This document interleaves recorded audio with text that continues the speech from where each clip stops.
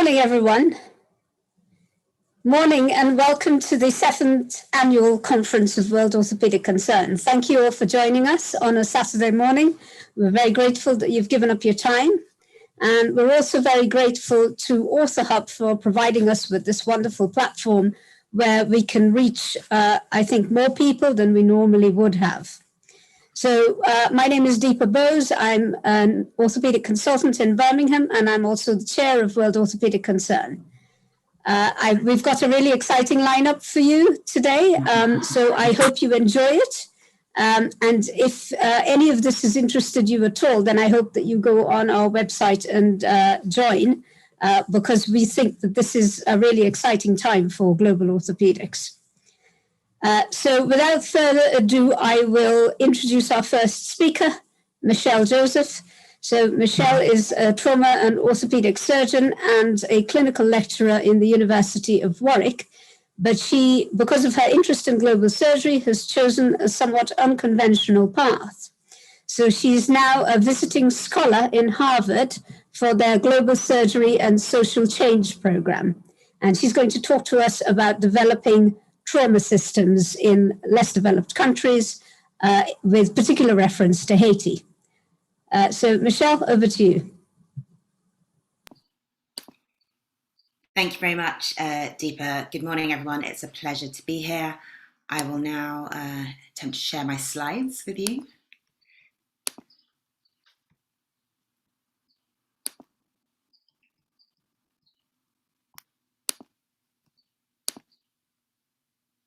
Okay. Can you see my slides okay? Yes, we can. Thank you. Wonderful. I'll get started. So, good morning, and thank you very much for this opportunity to present on behalf of the ASHAC community, which is the Haitian Surgical Association, the Emergency Medicine and Disaster Medicine Society, my program, the Program in Global Surgery and Social Change, and the State University in Haiti. These are all partners in the PROTHA study, Project Trauma Haiti. And I'll spend this time describing our systematic approach to developing components of the trauma system in Haiti, which can be applicable to beyond the Haiti as well. So the talk is split into two parts. Part one is about the context, some element of trauma systems, the methods that we use in the PROTHA study itself, and then we go on into partnerships, preparation, baselining, and our future timeline.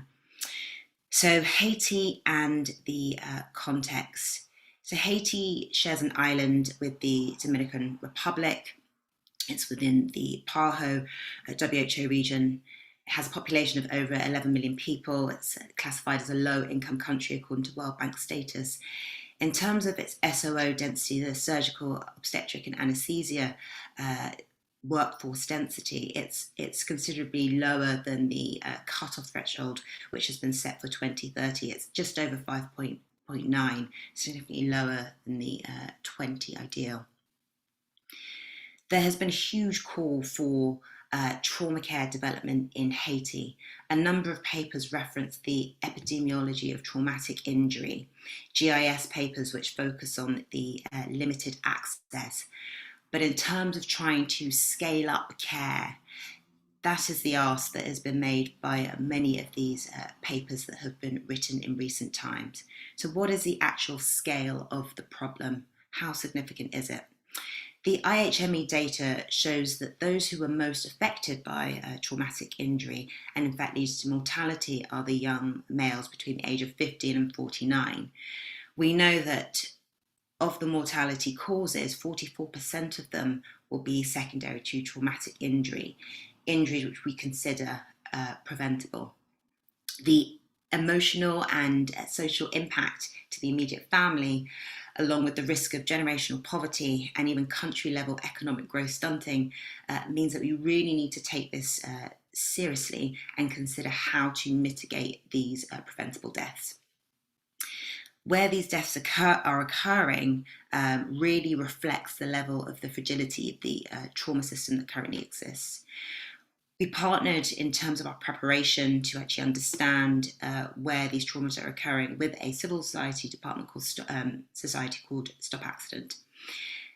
They measured data over a period of time and have satellite points across the country to assess where people are suffering from traumatic injuries and also what the mortality rates are. And they found over 6,300 patients suffered traumatic injury over a period of 9 months. And of those, nearly half of them suffered serious injury. The mortality rate was 15%. That's significantly higher than you would expect for a pre-hospital mortality rate, except in Haiti, there is very limited care that's actually delivered prior to arrival at hospital.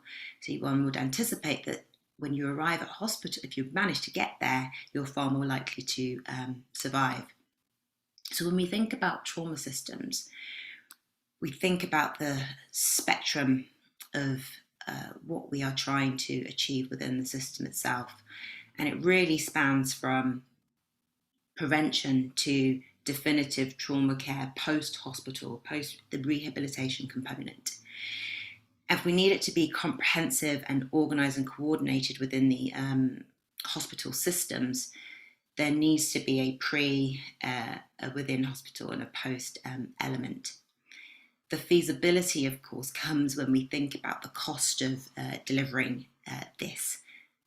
Put into broad terms, having a registry which is able to identify where the gaps are in service, having your pre-hospital care that's able to get patients to the hospital in a timely manner while offering actual care at the site, trauma centres that can offer this care, and the education component to maintain a level of a systematic approach to the injured patient. When we think in the context of Haiti and what we're able to achieve, focusing on registries and education, understanding the gaps and providing people with the necessary skills so people are speaking the same language when caring for patients seem to be the most feasible route. The methods to do this were fairly challenging to identify what the best way was for essentially performing a complex intervention. Implementation science and quality improvement offer the right kind of tools to allow us to measure the elements that will potentially reduce the risk of failure for complex intervention. There are multiple ways of doing this. There are multiple theories, models and frameworks which one can apply to this sort of work. But if you ask the right questions or identify where you want to focus, is it the influence in terms of the facility level care that can be delivered? Is it the evaluation process to establish scale up? These are the two areas that we're really interested in. Using quality improvement, we focus on the use of run charts and driver diagrams to really help the facility level led quality improvement, identifying the gaps, identifying where indicators are particularly low, and how we can improve those, which will ultimately lead to lower trauma care morbidity. So with all of this in mind, the PROTHA study was developed, and this aims to reduce the trauma morbidity through improving quality trauma care quality outcomes by providing a complex intervention. We have funding from various foundations. And our research question ultimately was, can we implement components of a trauma system, and can these implementations lead to any improvement in the quality of trauma care delivered? Process measures are really key to defining this, and we're looking at the impacts of the trauma registry itself, trauma training, mortality morbidity meetings, and and measuring specific indicators in this time, but also the acceptability and how appropriate this is deemed in the setting. So understanding context is absolutely key to achieving this. The primary outcome we actually are using for the pre and post measure is the proportion of trial completion, because we know when certain indicators are measured and there is less missingness of data, you're more likely to improve your process measures.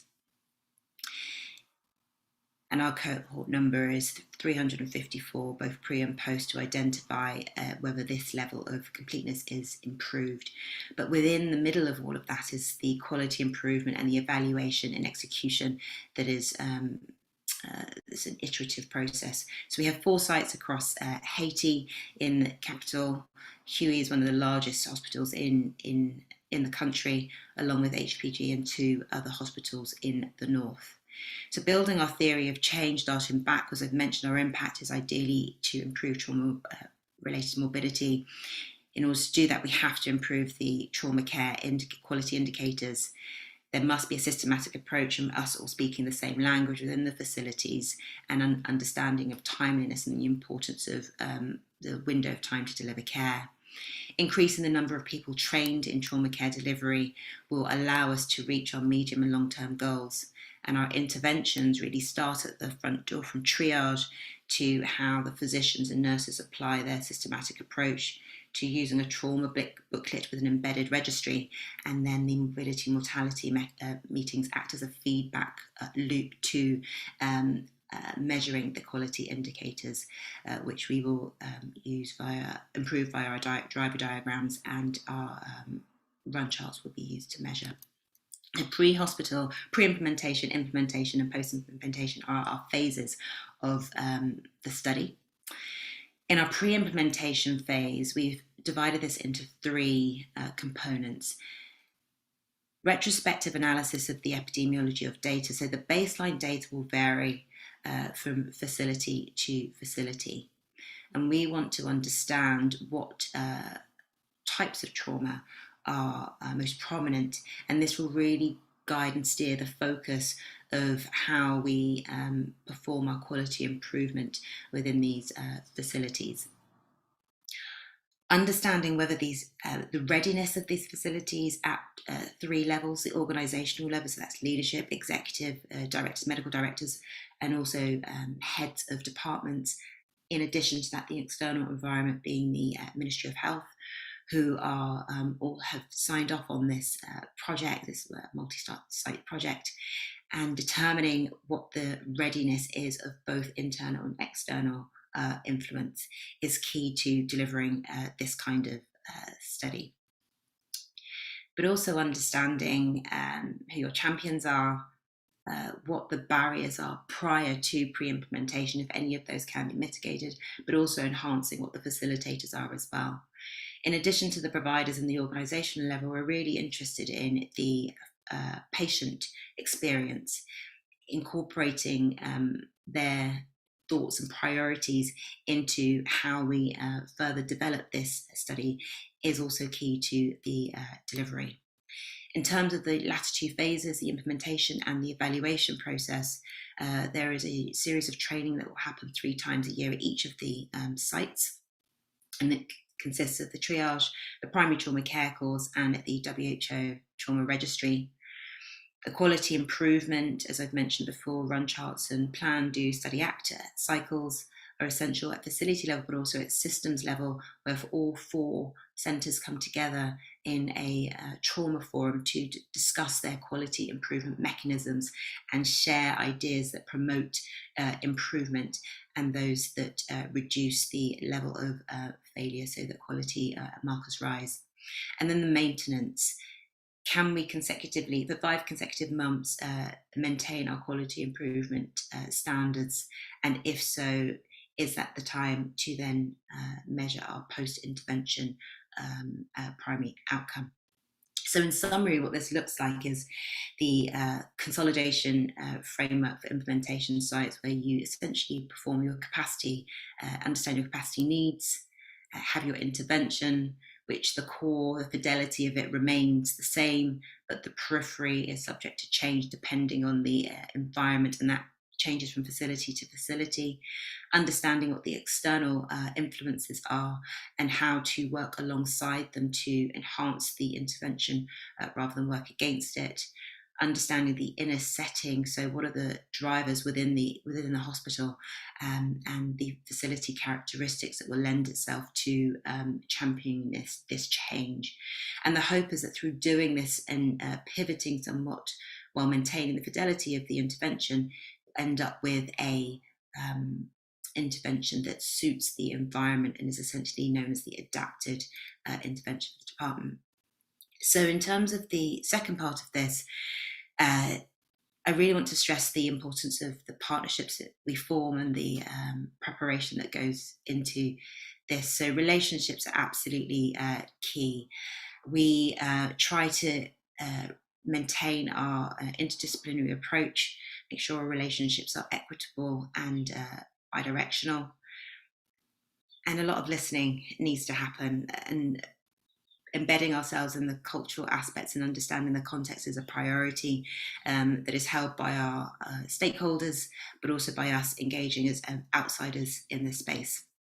It's important to really make sure that we involve all of the leaders in the country, but really they are the drivers. So we may bring, to a degree, some of the academic component to this, but ultimately the drivers are the leaders in the country, and they fit into these four broad categories at the governmental levels of the Ministry of Health, the four facility leads, hospital leads, the executive directors and heads of department, the societies which I've mentioned, and the academic components as well. So we have multiple lead investigators, of which only 2 of us are not Haitian. All our site investigators are Haitian. We have 3 per site. We have a team of primary trauma care instructors, which are all Haitian, and we have our PGCSEs, so at the Programme in Global Surgery and Social Change. We have a number of junior investigators who support remotely. In terms of our preparation, it has been extensive, partly because of COVID, but also really seeking the opportunity to work from a distance, but effectively. We have managed to make sure at each site we have a good array of surgeons and emergency medicine, but in addition to that, we have the supporting staff, the data collectors, the nursing staff, and the support care workers who are part of the study. We've done online training, which we are at the very early stages on in terms of data collection, the digital conversion of the baseline data, and the sampling as well, a number of validated tools which we're using. And we are beginning to move on to the interview training process. Now, creating tools is hard over Zoom, but we have been working diligently to do so. Formulating our trauma booklets, converting the WHO trauma registry into a French version, which is appropriate for Haiti. The process of translating and back translation has been fairly extensive, and gaining consensus on meaning, and finally approval both from external such as WHO and Ariadne Lowndes, but also the Protha lead team. Baselining data, just to share with you some of the information that we have thus far. So we know, and it corroborates with the IHME data, that the majority of patients are 15 to 49 years, and of those, nearly 70% of them are male. Wounds seem to be the most popular injuries, the most common etiology, and this can range from penetrating injury to abrasion. Most of those fell in the middle. The mechanism of an injury, which is most common, those that are reported as road traffic accidents. Orthopaedic trauma, in absolute numbers, is greater in men. However, looking at the odds ratio, the risk for women is higher. This may vary from site to site. And we know this corroborates with the civil society data, looking at the pre-hospital levels, which are so high for mortality. We can see that making it to hospital, your risk of mortality is relatively low when it comes to traumatic injuries. Looking at our composite data, we understand that the risk of anything but discharge is much higher in those 15 and above. So in terms of our timeline, starting early and developing our proof of concept, knowing whether primary trauma care was a good course, and evidently it was. So it was well received, training over 70 individuals in the northern region, and people actually travelled from all over the country. Having Haitian instructors who will be the drivers for the study is key. Developing our lead and site investigator teams and our protocol as a unit was great for establishing our equitable partnership, but also for taking our time to understand what the key priorities were. The baselining and implementation is where we are now, and we will continue this along with our quality improvement and building a trauma forum in 2022. And we hope to assess maintenance in 2023 and then final dissemination in 2024. So in summary, trauma is a significant problem in Haiti, but in many lower income countries where there are fragile trauma systems. Forming an equitable partnership with those in country who are really the drivers for trauma care is essential to improve the quality of delivery. And we hope that the PROFA study will be proof of concept for a method for a systematic approach to improving trauma care. Thank you very much for listening. Thank you very much, Michelle. That was a fascinating study, actually, and obviously of great importance to countries like Haiti. I think we'll take questions now, if that's okay. And I must say thank you so much for getting up at a really ungodly hour of the morning to join us. Does anyone have any questions, please?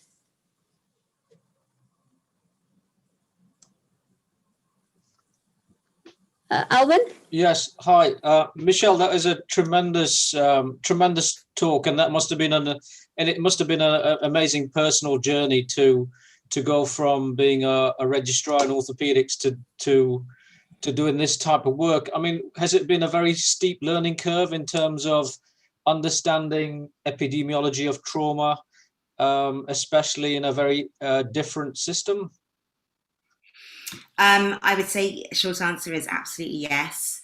Prior to completing training, I started in 2016 going out to Haiti. So I had some lead up time to understanding the context and doing a lot of listening. So sitting still and listening, I think, was the key to developing my understanding and meeting with many different people who work in this space within Haiti. Yes, it was steep in the sense of we have so much in the NHS. There is, not that we take it for granted, but when you are injured, you expect an ambulance to be present, ready to give you some preliminary treatment prior to your definitive care in hospital. The possibility of dying by the roadside without any form of care, or hoping that a good Samaritan will take you to the nearest unit that may not be able to give you the care that you need, doesn't ever cross your mind.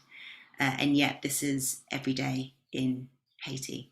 So that, I think, was the biggest challenge. But I think faced with that challenge and the level of what I would call as a social injustice to not receiving care, or the inability to receive care, was really the driver in wanting to learn more and try and assist in the process of improving trauma care delivery. Just one final question. Can I just ask you how much support, interest, or obstruction have you faced from government? So I'd have to say none. And I say that because they all see the need and the understanding that it is a priority. The issue comes when you are talking about diverting funds to trauma care. That becomes a real challenge. And part of trying to assist in that process is advocacy work and stating why it matters. But I think you have to do that using this methodology, demonstrating through data, demonstrating through how improving at a systems level education in trauma, and stating the gaps in trauma registries, that actually you can make a difference. Also the economic side of things, if you're able to show that you can reduce morbidity and therefore limit the economic stunting, I think piques government interest. But diverting funds is, I think, where the stumbling block is. Thank you so much, Michelle. There's a question from one of the audience. Great talk. How do you think this project experience will affect your future practice as an orthopedic surgeon in the NHS? That's a great question. So at the moment, I am working in trauma systems development and understanding the importance of strengthening and understanding health inequities. it would essentially drive my practice in wanting to understand more about the social determinants of health in trauma care delivery in the UK. I would say that would be a priority. They go hand in hand, and understanding that nuance that we don't necessarily measure outright, I think would be a big change for me. Okay, thank you. And I believe, Tony, one final question from you. Thanks, Deepa, and thanks, Michelle. Great talk. I suppose my question was a reflection. We're going to talk later about influencing healthcare change from a distance. And you may have answered it to some extent in Alwyn's answer, but how did you identify engaged and change-making colleagues within Haiti that would assist you on this, particularly the last 12 months when you've been, back in the UK? How have you found that? I think one of the things that was very beneficial was building many of these relationships prior to COVID. So I'm currently based in Boston, Massachusetts at the moment, and I've been here since 2019, working with the colleagues, my Haitian colleagues prior to COVID is essentially key for building these relationships. There have been others that have been built since. It takes time. You have to understand their organizational structure and the context and the cultural components, the limits on their time, and also the country environment. There have been significant political unrest, and showing an understanding of that helps build relationships. So I think it's meeting people where they are, with compassion, understanding, and humility, I think has been very useful for me. Welcome. Thank you so much, Michelle. That was a great talk and obviously generated quite a bit of interest. There's another question on the chat. I wonder if you wouldn't mind answering that whilst we move on to the next speaker. But thank you again for joining us at such an early hour. Thank you. You're welcome. Pleasure to be here. Thank you. Thank you.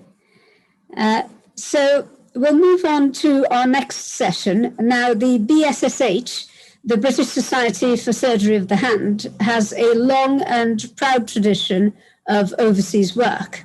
So this morning we have two of its executive committee members, Stephen Hodgson and Jonathan Jones, to speak to us about the BSSH, the history and future of its involvement with overseas work. So Steve is a consultant and medical director in Bolton, and Jonathan is a consultant in Plymouth, and I'll hand over to them now. Thank you.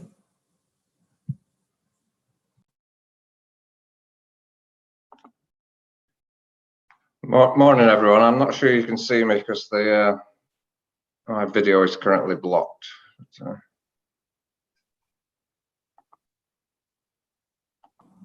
No, we can't see you. We can see Jonathan. No. When I try and open it, it's saying that it's currently blocked by the organizer, and I think it's been unblocked now. Hang on. We can see you now, Steve. Good. Okay.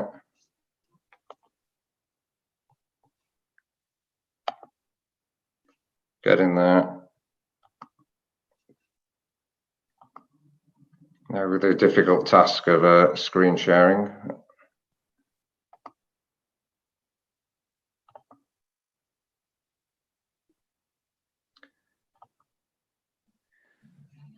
It's very kind of you to invite us, Deepa, and my thanks to WOC and the committee organising committee for giving the BSSH a chance to just say hello and to share our work, and also with some of the projects that are ongoing with WOC. So it's a pleasure to have you. I'm still struggling a bit here, but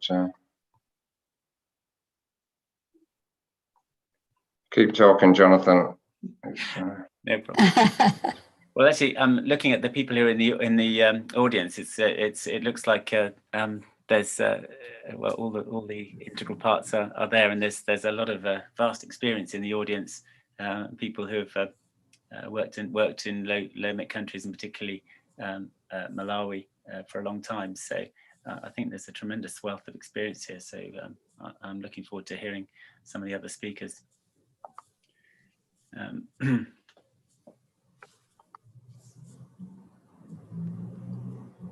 could actually, if it's difficulty loading, Steve, I could do my talk first. I'm on my NHS England laptop, which gets updated every few weeks and always looks different. But, can anybody see anything? Yes. Yeah. But you're Yeah. Well, there we go. That's better. Thank you. Okay, right. Sorry about that. That's not going to help timekeeping. So, morning everyone, and thank you, Deepa, for the kind invitation. We're trying to double act here. I'm an orthopaedic surgeon from Bolton. I've worked there for over 29 years, so I'm getting on a bit. I've had lots of roles during that time, many leadership roles at local and regional level, but probably leading BSSH's overseas work has been the one that's given me most satisfaction. I think if me and Jonathan are trying to get anything across today, it's about collaboration and learning. So hopefully there'll be plenty in what we have to say that people can learn from, but also it's about collaboration. So it might seem slightly odd starting with that's the BSSH crest. We tended to move on to more modern, minimalistic logos, but I do like this crest. I probably don't need an orthopaedic audience to tell you the Greek gentleman on the left of the screen is, but the one on the right is Machion. He was son of Aesculapius and had a gift for healing wounds, and he's the father of plastic surgery. So, you know, very much BS hand surgery is an interface speciality, and we have great links in our overseas work with BFirst, you know, with plastic surgeons via BFirst, and as I said, very keen that we continue to develop our links with the orthopedic side of surgery. Although hand surgery is where we come together, whenever we work overseas, we meet very general orthopedic surgeons, plastic surgeons, or even more basic surgeons than that. So loads of opportunities for us to work together. And if any of the audience want to contact me or Jonathan directly, please feel free to do so. I know Jonathan has kicked off some great work in working with WOC at executive level. So I'm going to run through the history and where we got up to when I handed over as chair of the overseas work in early 2020, and then Jonathan will continue. And really, it's the BSSH overseas work history is a tale of two halves. Just gradual development for the first half of the decade, and then we were foresighted enough to form an overseas committee with the support of BSSH Council, and that's really moved things forward. And when we set up the committee, that was our 5-year ambition. You can read that yourself. I think we called it an ambition then, but really it was our vision that we've, I think we're well on the way to meeting. We started small. Sierra Leone was our first country. We were invited in by Research Africa, who are a charity that's very successfully set up a regional plastic surgical and reconstructive unit in Accra, Ghana, and they wanted to replicate that in Sierra Leone, and they invited us, BSSH, to partner with them, and that was their ambition to develop the first reconstructive service in the country. I think it's proven slightly more difficult in Sierra Leone than Ghana. It's a much poorer country with less health infrastructure, but we're certainly getting there, as I will describe. To date, BSSH has undergone 19 visits, usually two-week visits, taking a team of surgeons, therapists, anaesthetists, and nurses. Yes, to deliver surgery, but also, more importantly, to train the local staff.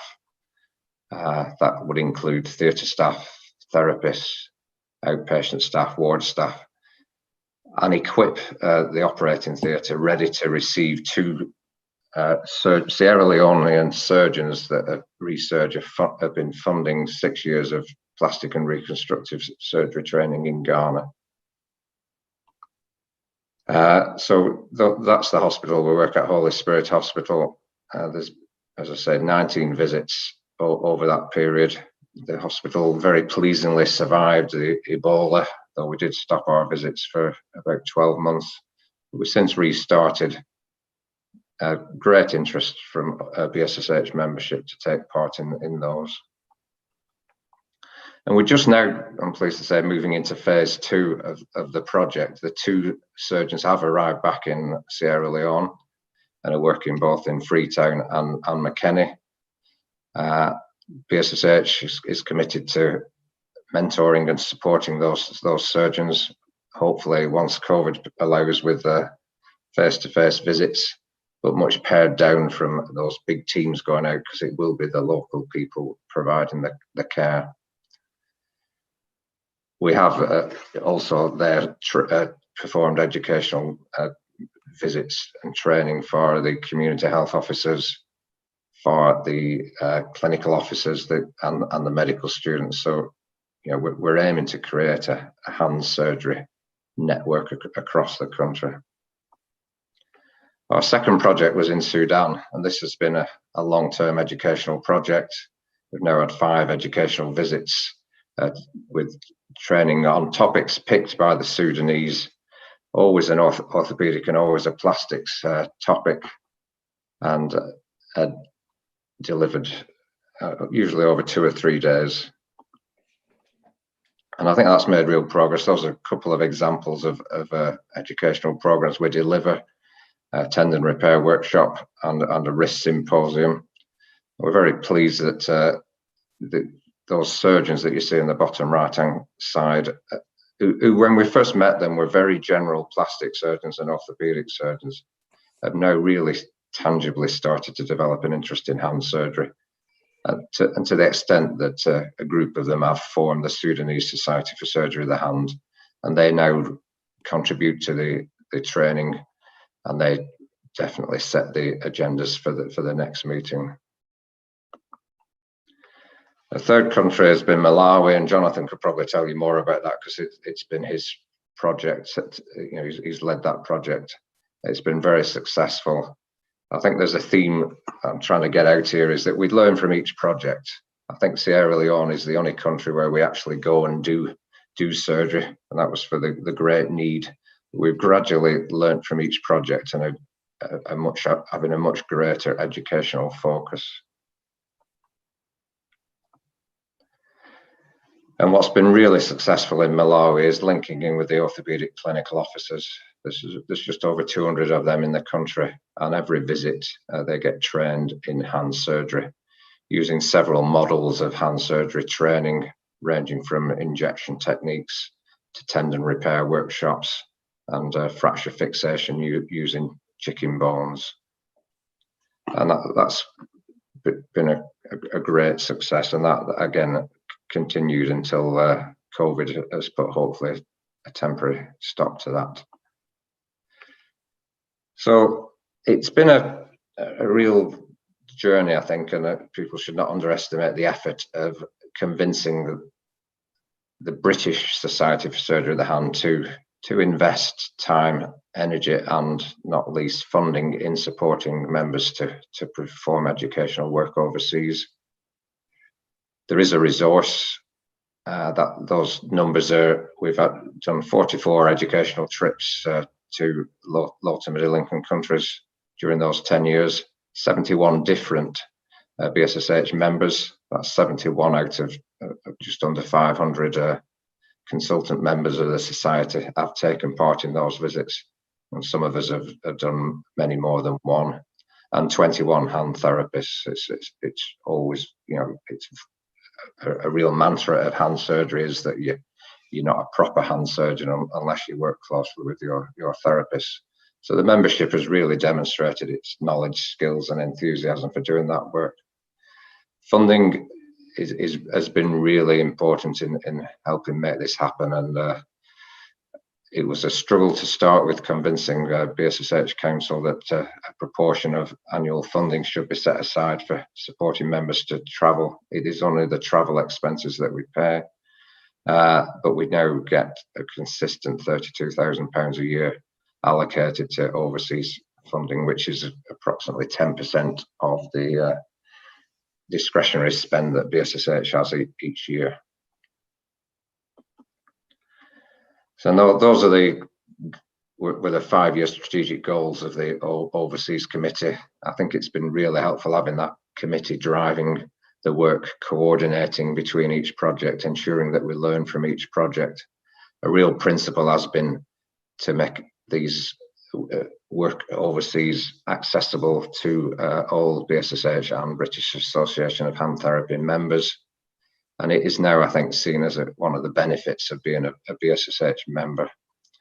We've developed an accessible educational resource, including some practical workshops, but a lot of online stuff, and Jonathan will say more about that, and that's proven invaluable as we've moved into a more virtual world.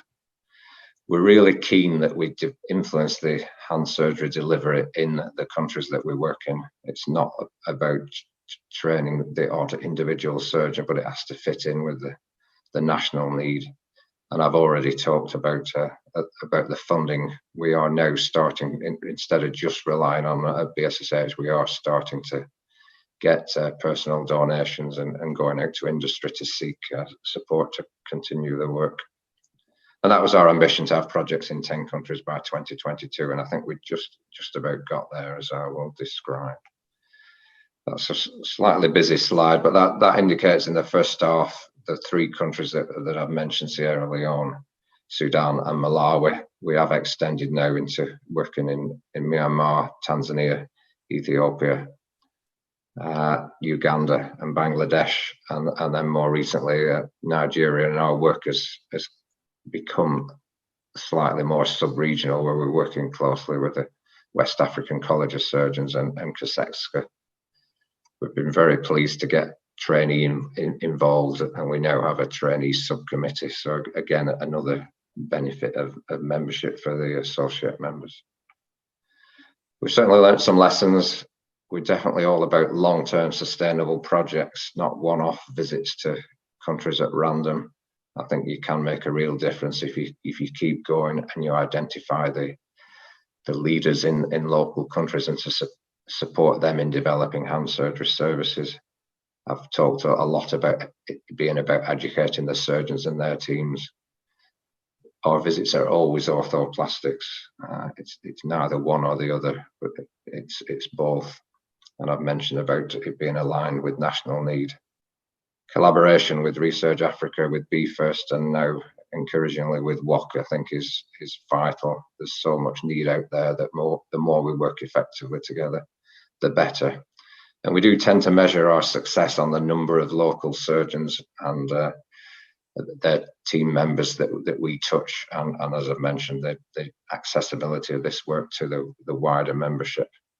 And in 2019, we definitely touched face-to-face over 500 surgeons and their teams in low-income countries.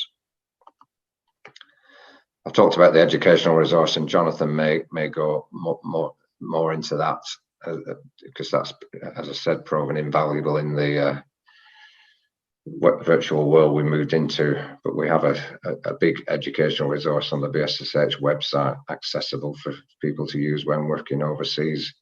We do support fellowships for low-income surgeons to come and visit to the UK or south-to-south fellowships. And we're developing access to some of the educational resources that are available to BSSH members. So I will hand over to Jonathan now.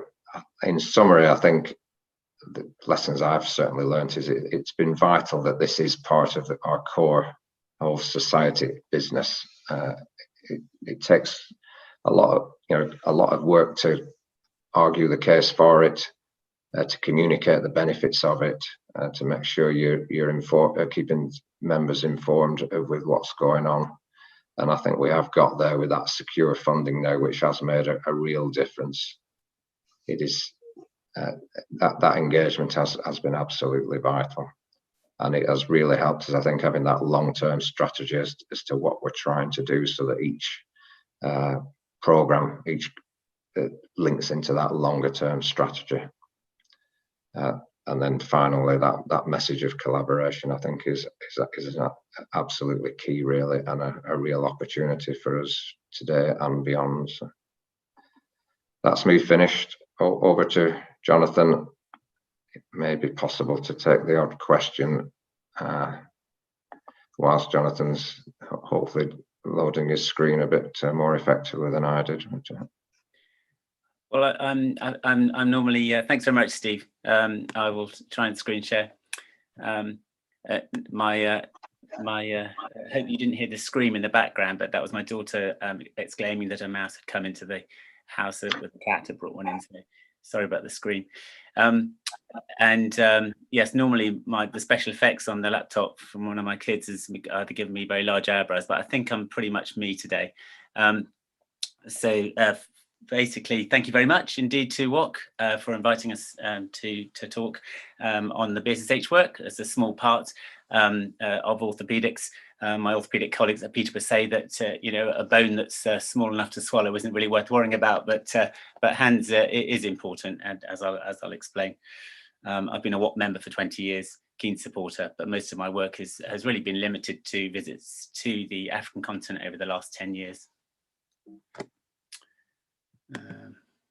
Okay, so hands are important. Oops, sorry, beg your pardon. Let's get back to just getting the there we go. Hands are important. Hands are for function. Function is life. Whether you're cleaning your teeth, whether you're doing farm work, engineering, activity, all the activities of daily living. And if you've got an injured hand, life is tricky. Hand injuries come from road traffic accidents and industrial accidents, and these are very familiar pictures, and a lot of them are open fractures. So that fits in with a lot of the kind of work which I know WOC is involved with. And unfortunately, we get a lot of the injuries quite late, so that makes it more challenging. And there's plenty of burns that come with it. So that's really what our part of the work is, to try and improve the treatment of these. But congenital hands come into it. We know that congenital hands is an ill-defined morbidity, but a considerable morbidity in low to middle income countries. And so assessment and helping to treat these is also part of our work. I took over the chair of the committee right at the start of the pandemic. So my first meeting was via Zoom. And although my thanks to Steve for his stewardship of the projects and developing the portfolio over the last few years. But in fact, with a 5-year goal like that, in terms of what you achieve in the next year, with COVID, everything's been put into the washing machine. So we've had to sort of scramble around like everybody else and try to work out what we can do.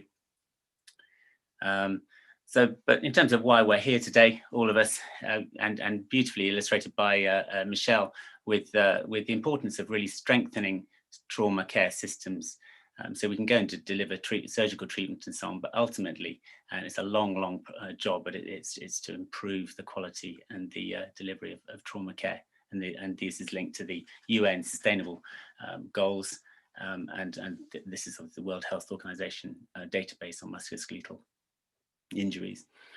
So along came the pandemic, along came Zoom. So our first role really was to try and see how we could keep in touch with our project partners. And so we linked up with Be First and to deliver management of webinar on the management of hand injuries during the coronavirus pandemic. So that really sort of set the scene for us in terms of elevating the virtual platform. So going through our project countries at the moment, we have just about reached 10 countries, which is our 2022 goal, if that's for what it's worth. But we have got other countries that are coming into potential links with Zimbabwe and Zambia.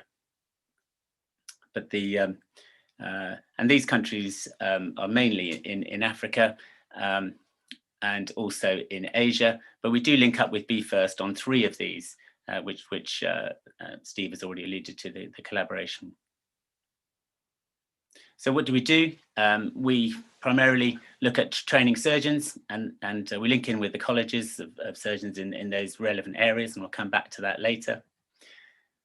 We've been training clinical officers, and that's been mentioned. And we teach hand therapists, physiotherapists, teaching assistants, and technicians. And that's been often parallel courses. And we have strong links with the British Association of Hand Therapy that enables that. And then we partnership with COSEXA and WACS. And it's important that this is done obviously for accreditation, for quality of training and standards. And it's also another one of those network type situations where the trainees can link in, and WOC and NOTA, Northwest Orthopaedic Trauma African Alliance, are very keen on these links, which is important. So touching on a couple of other project countries, our more recent one is Bangladesh, which in fact we've had a project lead changeover, and Subed Deshmukh in Birmingham has made some good inroads into linking up with some partners in Bangladesh during COVID, and in particular with the Bangladesh Hand Society, which is another way of really helping to support the country, although Bangladesh has quite well developed healthcare systems. And recently, Bangladesh, we co-hosted a webinar on the mangled hand, and that was 2 months ago. And that's been an unexpected development, really, in terms of rather than going to a country and delivering a course, is to actually link up with surgeons in a low-mic country and then teach together. And these webinars have attracted over 300 people. And most of which stay for the length of the webinar, as opposed to tailing off. In Ethiopia, and WOC has a long tradition in Ethiopia, but we've run orthoplastic courses, mainly workshops, cadaveric prosections, and live operating. And Ethiopia is mentioned as a potential hub, sort of northern hub really, for a COSEXA course on the management of hand trauma. So that's an idea. And this was brought up at our most recent meeting with WOC, forming some alliances in Ethiopia. Okay. Then in Sudan, Steve's mentioned Sudan. In fact, Nick Jagodinsky and David Bell managed to get to Sudan just before the very start of the pandemic. They had to quarantine when they came back, but this is a really exciting course, which I think has great value in many countries, with hand fixation, basically tricks and tips in wiring, putting on little external fixators and whatever you need to try and minimize mobility and stiffness. Then on to Malawi. I won't talk too much about Malawi because I think that's going to come in the program quite a lot later, but we can maybe discuss it later on. That essentially has expanded the teaching to clinical officers. And I have to give all credit to WOC, and thanks to Steve Mannion, that 5 or 6 years ago invited 2 people from BSSH to be on a panel teaching the clinical officers at Mangochi. And so that really was the start of the BSSH project in Malawi. So, and then on from that, the hand therapy teaching that goes with that. And there's been involvement of new people on these projects all the time, which is important. And we do try to take a trainee and a hand therapist on any of our BSSH projects. And in fact, on the last hand surgery workshop, we linked up with Harvard Global Orthopaedics. And I know Kieran's in the audience today, so hi Kieran. But they did a ankle fracture course for one day, and BSSH did a hand fracture course the next day.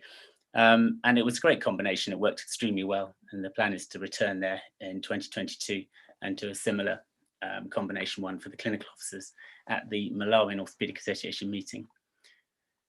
And most recently, our current president of the BSSH, Sue Fullilove, it's already a blue sky plan really to develop a specialist hand unit at Blantyre. And with all the links that have in the past have been in Malawi, I think this is feasible, and we've had sort of approval in principle for this for a working party on this. Sierra Leone, that's been mentioned before, and this was one particular course where I felt that I learned something in terms of actually teaching to a multidisciplinary course and how much the actual delegates learned from each other, because suddenly you've got nurses, physiotherapists, clinical officers, medical students and surgeons all learning together. And actually it's a byproduct that you're teaching team working, which is great. But the orthoplastic approach has been mentioned already, and this is in McKinney, this has really stood the test of time and emphasised the importance of actually sticking with a hospital and keeping going, and I'll come back to that. I'm going to pass quickly over Uganda, which is really a small hospital in rural Africa, or rural Uganda, which we've done hand trauma training, but also teaching the clinical officers there and the theatre staff and every element of the surgical pathway. And then good feedback from the trainees there, and with regards to course design and the concept of actually having a standard advanced hand trauma course and a basic hand trauma course that can be delivered in whichever setting. The webinars have been the busiest part of my life, and certainly from the BFirst and BSSH side, WELAM has been tour de force in this. Previously, there was a series of webinars which went over the last 2 years, which were really a 2-hour program on a Sunday with maybe only 15 to 20 people. They were dedicated stalwarts, including some of our project partners from Sierra Leone.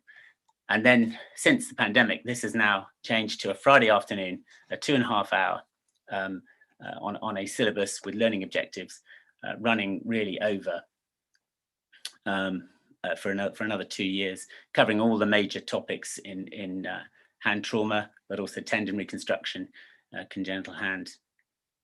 Most recently, last month was one on Wallant for hand surgery, which has been, so this is really empowering and giving good tips, really, practical tips for people to cope in whichever setting they are.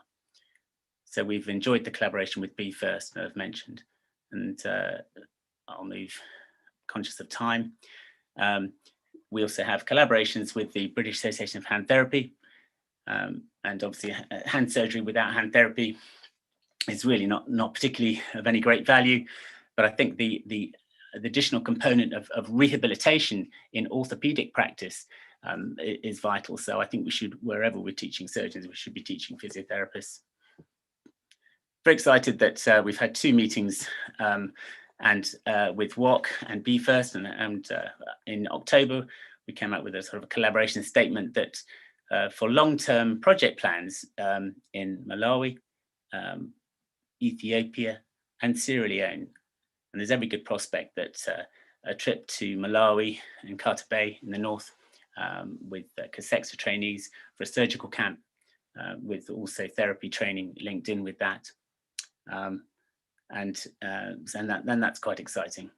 There is a talk about a video library resource, and I think the trainees have worked really hard on signposting and making sure that we've got generic lectures that can be given for anybody who wants to put on a webinar or go and do a course. We want high quality training. It really has to be the very best. I'm very excited what the trainees have been up to, and they are the future. And I know the WOC trainees are very active, BFirst committee and the BSSH committee, and they've had various Zoom meetings to discuss the video library concept, and also this Ethiopian residence program, which you obviously know more about it than I do, but I think that the idea of trainees overseas pairing up with UK trainees to encourage and support is great. So any trainee listening, well done, keep it up. Your energy is valuable. Your ideas are even more valuable, and your tech and your connectivity can really help this global surgery training effort. So partnership is the key, and it's probably those are the similar partners that WOC has, and that's why we ended up thinking, well, actually we're covering a very similar ground here. So we move on together. And then finally, really just a signpost to next year, the International Federation of Hand Society meeting is coming to London in June, and the BSSH really are hosting that, but that's going to have a LOMIC focus. And we've got fellowships for over 20 surgeons, including some clinical officers and probably some hand therapists who will be coming from low-mic countries, and they'll be joining us for that, for the various sessions. So please do keep that in your diary. So the future really is, again, more partnership, lots of collaboration with NGOs. Branding goes in the bottom drawer. It's about actual doing and sharing. And probably the main thing is maintaining momentum. Some of these things, they need traction and they need energy. Communication is key. And funding, I don't think it does seem to be a problem. Funding comes if you get the right idea, you get the right connectivity. And so together we can make a world of difference. And then finally, because I'm a proverb, you can't paddle a canoe with one foot on the bank. So the main thing is if you're going to do something, then get in and do it properly and see it through. So thank you very much for listening. I'm sorry if I've gone over time a little bit. I've lost my reference points there. I think I've just gone past 11 o'clock. I think Deepa was giving me a little bit of a finger up. So thank you very much. No. Thank you so much to Steve and Jonathan for that. That's actually a really nice overview of BSSH's work overseas. And actually, you are really leading the way for the other specialist societies together with BOFAS.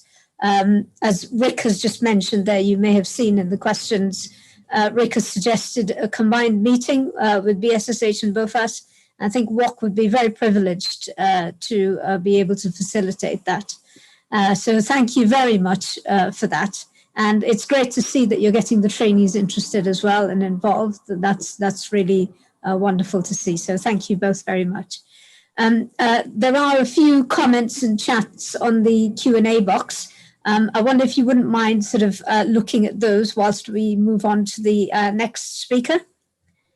Thank you.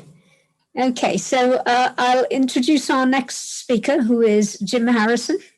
So for those of you who don't know Jim, he is a consultant in Chester and also has a role with AO Alliance. But Jim spent many, many years working as a consultant in Malawi and has vast personal experience of working in low and middle income countries. But today, Jim is going to speak to us about his role in AO Alliance. Thank you. Greetings, ladies and gentlemen, and thank you very much for inviting me to the World Orthopaedic Concern National Day and for inviting me to represent the AO Alliance into your day.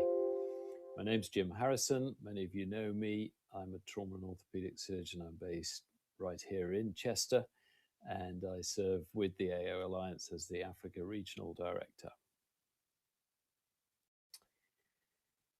So I've been asked to share some developments and vision for the AO Alliance and how that maybe impacts on all of us at this time as we seek to support the care of injured people and those with orthopedic conditions in low and middle income countries.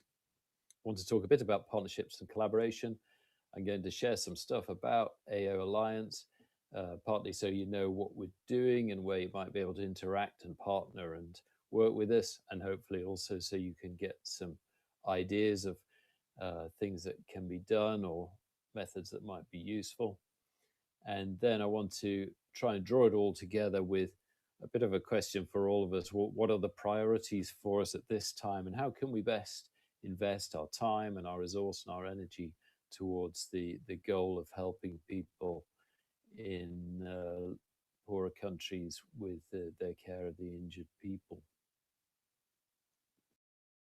So by its very name, you'll understand that the AO Alliance is very committed to partnerships and collaborations on all fronts. So that includes in funding. The AO Alliance was born out of the AO Foundation, but it is a completely separate organization, and it's not tied to one industrial partner as the AO Foundation is. So we're able to work as a proper development organization and apply for funding and implement things just where they're most needed. We collaborate with a lot of you in World Orthopaedic Concern, and it's a real pleasure to do that, and thank you for that. These are our vision and mission statements in the AO Alliance, and I'd just like to highlight the vision statement, which I'm sure you would want to share: a world where timely and appropriate fracture care is accessible to everyone. I've been privileged to be involved in this development with specific interest in sub-Saharan Africa now for 30 years. And it's been exciting to see a lot of development towards that goal in that time, and particularly with more empowerment and raising up of our partners in the different African countries, and them taking more and more ability to drive their own situations. The AO Alliance works in 31 countries across the world. The biggest footprint, and quite deliberately, because that's where the poorest countries are, is in sub-Saharan Africa, where we're involved with 23 countries at the present time. We have some interests and connections in other countries beyond that. We're also involved in 7 of the poorer countries in Asia, and we have a special interest in the Pacific Islands, which I'll come to later in the presentation. When we look at the numbers of people that we're reaching with our big educational programs, and we have an fracture solutions for Africa and fracture solutions for Asia programs, then it's quite hard to judge the numbers at the present time because of the impact of the pandemic. Thankfully, because almost all our education is undertaken by national and regional people, we have been able to keep going through the pandemic, but at a rather impaired level, particularly because equipment hasn't been able to travel around Africa in the normal way. But prior to the pandemic, if you look at the bottom left figure, we were engaged with 4,800 people in our courses and teaching events in the year 2019. And in the same year, we had 73 people getting special fellowships, sometimes national, often regional, and occasionally outside the regional to bigger but very well-related centers in places like Egypt and India. We also did quite a lot of faculty training for African and Asian surgeons and operating theatre nurses, 142 having training for faculty education. One of the developments all the time, and particularly in the last year, has been our website. And I'd just like to highlight this to you because it's completely open and all the resources are freely available. We would like you and encourage you to use them. There are quite a lot of videos, there's a book, there's some webinars, and lots of things there on the resource section of the AO Alliance website. So do please go to that, use it and share it. As I said before, the key really that we see to making lasting progress in Africa is to see Africans finding African solutions to African problems. And so we have a leadership team which is all African and all within Africa. This is the English-speaking team, which is led by Wilfred Addo, who is a surgeon in Ghana. And we also have an equivalent team, and here it is coming now. This is the French-speaking African team led by Florent Lekina, who's based in Cameroon. We have an international management team or office team that support the educational activities and the country initiatives. And we have offices in Ghana, in Cameroon, in Malawi, in Ethiopia, and in Nepal. So this is our team, and most of them are living and working in the field. So part of our program is to develop and support them in that capacity. I'd like to share a little bit about our more in-depth work, which comes in the form of country initiatives. And the first of these was in Malawi. Our country initiatives begin with a needs assessment, which involves a visit in the country for those of us who are outside, but working particularly with local stakeholders, surgeons, operating theatre nurses, and particularly representatives of the Ministry of Health, and to identify the issues around injury in that country and the care of the injured, and to look at what sort of developments could be made in the next 5 to 10 years, and then see what partners can do and who can fill in the gaps. We found these needs assessments really helpful. In Malawi, one of the key areas identified was to increase the number of trauma and orthopedic surgeons, as simple as that, and to look at the reasons that lay behind the slow uptake and how we could help that capacity. We're a little behind schedule, but we're going to get there and in fact overshoot our goal in the next 2 to 3 years. We've also supported orthopedic clinical officer training and a big registry of fracture care across 4 big centers in the country, 2 of them rural and 2 of them urban. We have a country initiative in Ghana that started a year after Malawi. And again, there was a need for more residency training. And the key really to opening that up was identified as a need for more centers.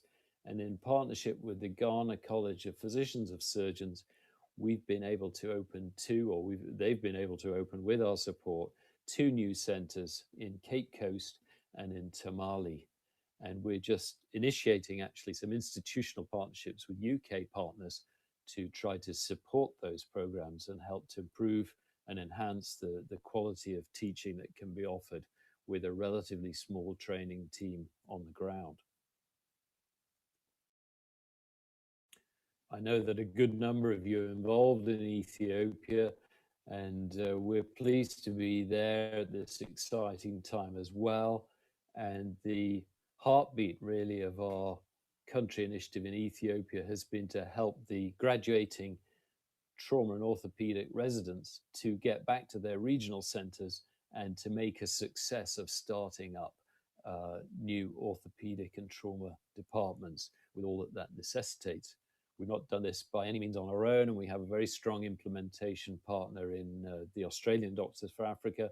And many of you are involved, and we're connected with 4 institutional programs into Ethiopia, much of that with WOC people, and thank you for that. Our latest country initiative is in the Gambia. The startup's been a little delayed by the pandemic, but in that pretty small country, there was really only 1 orthopedic surgeon with some Cuban surgeons there alongside. And so we're helping to support the development of more surgeons for the Gambia. And currently, 1 of their residents has now gone to Malawi to do training under the College of Surgeons of East Central and Southern Africa scheme. And we've enabled that the Gambian government have proved that training will be recognized for her return in due course. I mentioned the Pacific Islands earlier, and this is now quite a long established scheme. Prior to the Pacific Island Orthopaedic Association residency within the islands, there was a massive brain drain, which went particularly to Australia and New Zealand. But now the training's all done in the islands with a specific qualification, and the brain drain is being turned off. And those graduates of that residency are now coming through to be the trainers and teachers in the program. So great success story building over a good number of years now. We hope that our next country initiative will be in Burkina Faso. We've had this on the agenda for a while and done the needs assessment, and we're just waiting for confirmation of funding for that to go ahead. And we're also concerned, as I'm sure you are, with the difficulty in regard to security in that part of the world at the present time. In the last year, we've initiated some different programs which we felt to be appropriate with pandemic, with our network, and responding to their appeals for our support and help. One of them's been a very simple PPE project whereby we've sponsored the making and use of locally made, reusable and washable PPE in order to keep the surgeons and the operating theatre nurses protected at least to a level, and in order to help them keep working as surgeons rather than losing all their PPE to the infectious disease wards. Another local resource initiative that we've been involved in the last year is this one in northern Malawi and Mzuzu. where we've helped with a local supplier to develop these simple weights for traction and to get good cloths for theatre so that the sterile set can be properly sterile and better surgery can go on. This simple solution has been harnessed alongside an initiative with a Chinese implant company called Naton, who have supplied instrumentation and starter implants for the surgeon Boston Muntali, who's been in Zuzu. Just before the pandemic, we were able to coordinate this new partnership called the ORCA, the Orthopaedic Research Collaborative for Africa, which has a good number of partners from global key research centers who are all interested in developing research in Africa with local partners. And this got off the ground before the pandemic and has really thrived quite well during it. So we're undertaking quite a few initiatives and projects, which I'll show you on the next slide. So it's a busy slide, but these are some of the projects we're involved with. Quite a few of them are done as simple surveys. Others are big local data collections in terms of trauma surveys or fracture care databases. And then we're involved quite a lot now in trying to get to grips with local partners in improving care for people with open fractures, according to the Lancet Commission priorities and the bellwether procedure listed in the Lancet Global Commission. I don't know about you, but one of the things that I didn't feel so comfortable with for many years was really in trying to publicize the need of the care of the injured in low-income countries and this whole subject of awareness, and particularly reaching policymakers and even political people. Increasingly, I've been convinced that we need to be there and that things won't change to any great degree unless we address that issue. So these are a couple of the things that the AO Alliance and I myself have been involved with. This was the Coalition for the Dialogue on Africa and a meeting at the Africa Union headquarters in Addis Ababa, where we were able to speak with some heads of state and other powerful people to raise a whole symposium, a whole session on the care of injured, and just sensitize to the awareness of that health need and its underrepresentation at the funding table in the present time.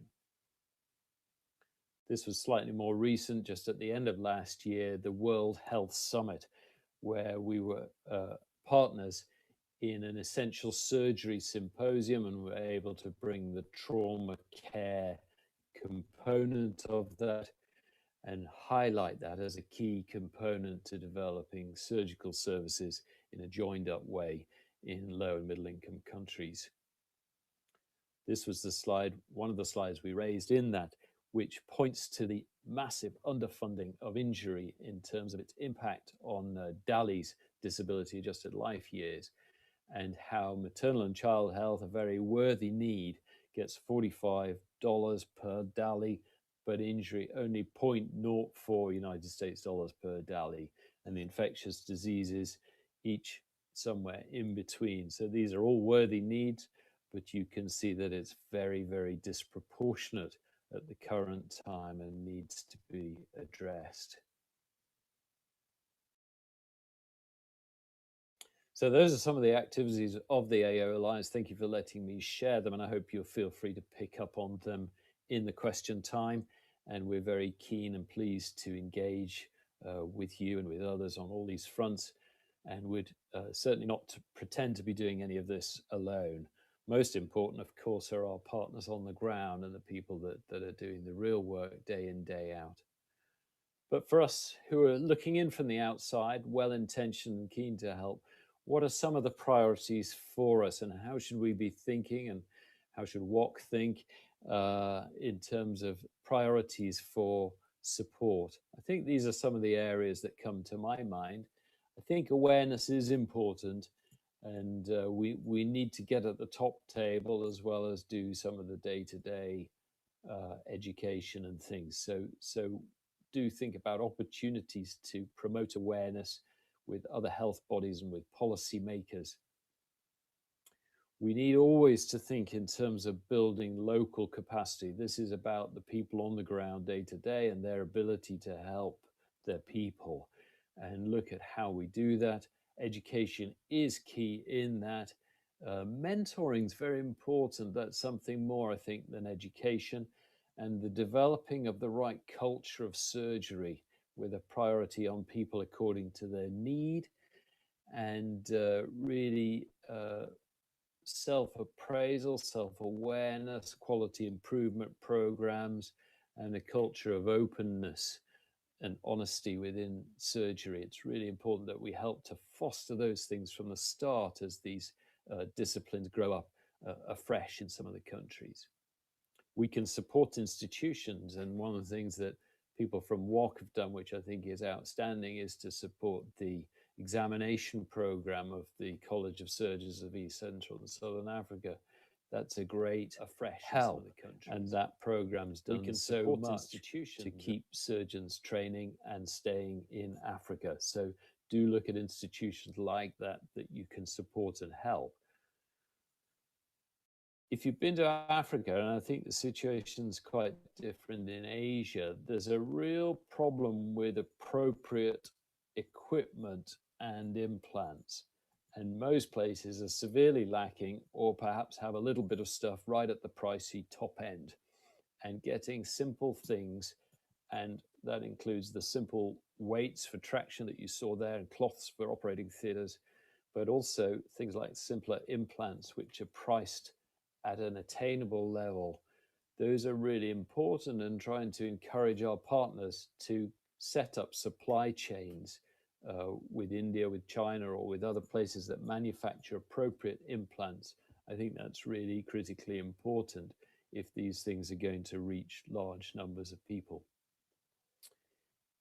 And number 4 on the priorities for all of us would be keep going with the current good spirit of collaboration, and also seeing the wider picture, not just being zoomed into our own little pet project, but trying to see the wider picture, learn from it, encourage and engage with others between units and across organizations. So thank you for such a great spirit of collaboration. Let's keep that going. And my last point really is one that will feed back to the first point of awareness, but is to build up on appropriate research. I'm really convinced that we need to work with our partners in the low and middle income countries in terms of analyzing the extent, the size, the extent of the problem of injury and its consequences, and to look at the impact and the cost effectiveness of interventions, and to feed that back to the awareness, to publicize our findings, and to let the policymakers see that we have a big problem, but we have some great solutions, and that with the appropriate resourcing, a huge amount more could be done about the problem of injury. Thank you very much for your time, and we look forward to your feedback in the questions and answers. Feel free to come in and to comment on these points that I've raised at the end. Please add some of your own and good thoughts on priorities, and do feel free to engage with the different programs and work that the AO Alliance is doing with different partners. Do feel free to participate in all of that. And thank you very much.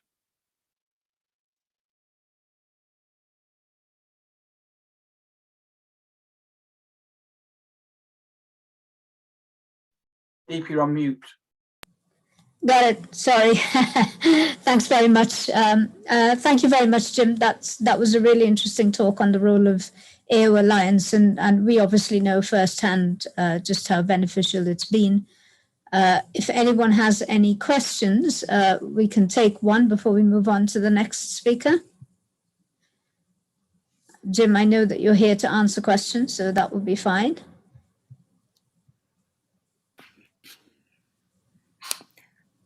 Hi, Deepa. I have a question. Yeah, please. I have a question for Jim. Jim, thank you very much for that talk. It was brilliant. Really great to see how much AO Alliance has done and continues to do. So my question is regarding the equipment and supply chains. Out of all the sort of barriers and the challenges that you've mentioned, what do you feel is the most urgent priority in developing a supply chain for orthopedic implants? Yeah, thanks, Michelle, and greetings, everyone. This is the live version of me. Yeah, the supply chains really, I think, one of the areas where we feel that we haven't really made significant progress. And we're still scratching for solutions. I think we should be honest. We've pushed in a few directions, and I think the big question is whether natural business solutions will rise up within the sub-Saharan African countries, and there'll be importation and supply through regular business channels of appropriate implants. That seems to be something possible, as is happening in Asia, where there are appropriately priced equipment and implants, but it doesn't seem to have permeated the barriers in Africa. We've looked a little bit about doing something bigger on a scale of something similar to what's been done with vaccines or other things, or looking at the ALT sort of models where there've been a different big approach to it. And at the moment, we haven't really got anywhere very much with that. We've looked at big companies, whether they would supply their sort of previous generation of equipment. But there seems to be quite a lot of fear from the big companies in terms of movement of stock. So yes, we've pushed around, but we haven't landed on a really good answer. The other thing to mention, I think, is Sign, and many of you know Sign and Lou Zirkel, and the way that has been a great solution, at least in terms of femoral and tibial fractures. But it doesn't treat all injuries. And we were talking just this week with my boss, Claude Martin, about a low-cost external fixator solution, and still sort of believing that the wide availability of an external fixator would be a great advance. So yeah, don't have a perfect solution. Thank you. I don't think we've got any other questions for you at the moment, Jim, but lots of comments of the great work that you're doing. And it's also great to see that you've got some trainee involvement. So thank you very much. Thanks you. Thanks, Deepa. Yeah. Okay. So our next speaker is Tony Clayson. So Tony is a pelvic and acetabular surgeon in Wrightington, and he is one of the leading lights on the WOC committee. He's going to talk to you today about supporting from a distance. Thank you very much, Deepa. I hope my slides are now visible. And really, this talk is a reflection as a relative newbie compared to many other experienced colleagues. The last 5 or 6 years, like Steve and Jonathan, I've become involved in overseas work. And I thought it'd be worth just to reflect on distance support. Can it work? I hear trainees and consultant colleagues saying, I haven't got time to go and live or work somewhere overseas for a while. And the last 12 months have seen massive changes. So I thought it would be interesting just to share with you a few examples of how distance working is making a difference. And the themes that I will be sharing, we've heard already, are collaboration and opportunities. And I'm glad we've got a trainee section, because we're really encouraged that trainees can get involved and take this sector forward. So my aim really is what's WOC trying to achieve, not just WOC, but other partners we've heard. We've all seen the impact of COVID on how we are approaching our overseas support, what we learnt, and just some examples for reflection on future models and opportunities. They're not exhaustive. I know there'll be other colleagues that are doing distance support mechanisms at this time, and I just want to sort of flag it up as a way we can share our experiences. So WOC, like other partners we've heard, we're aiming to try and provide orthopedic education.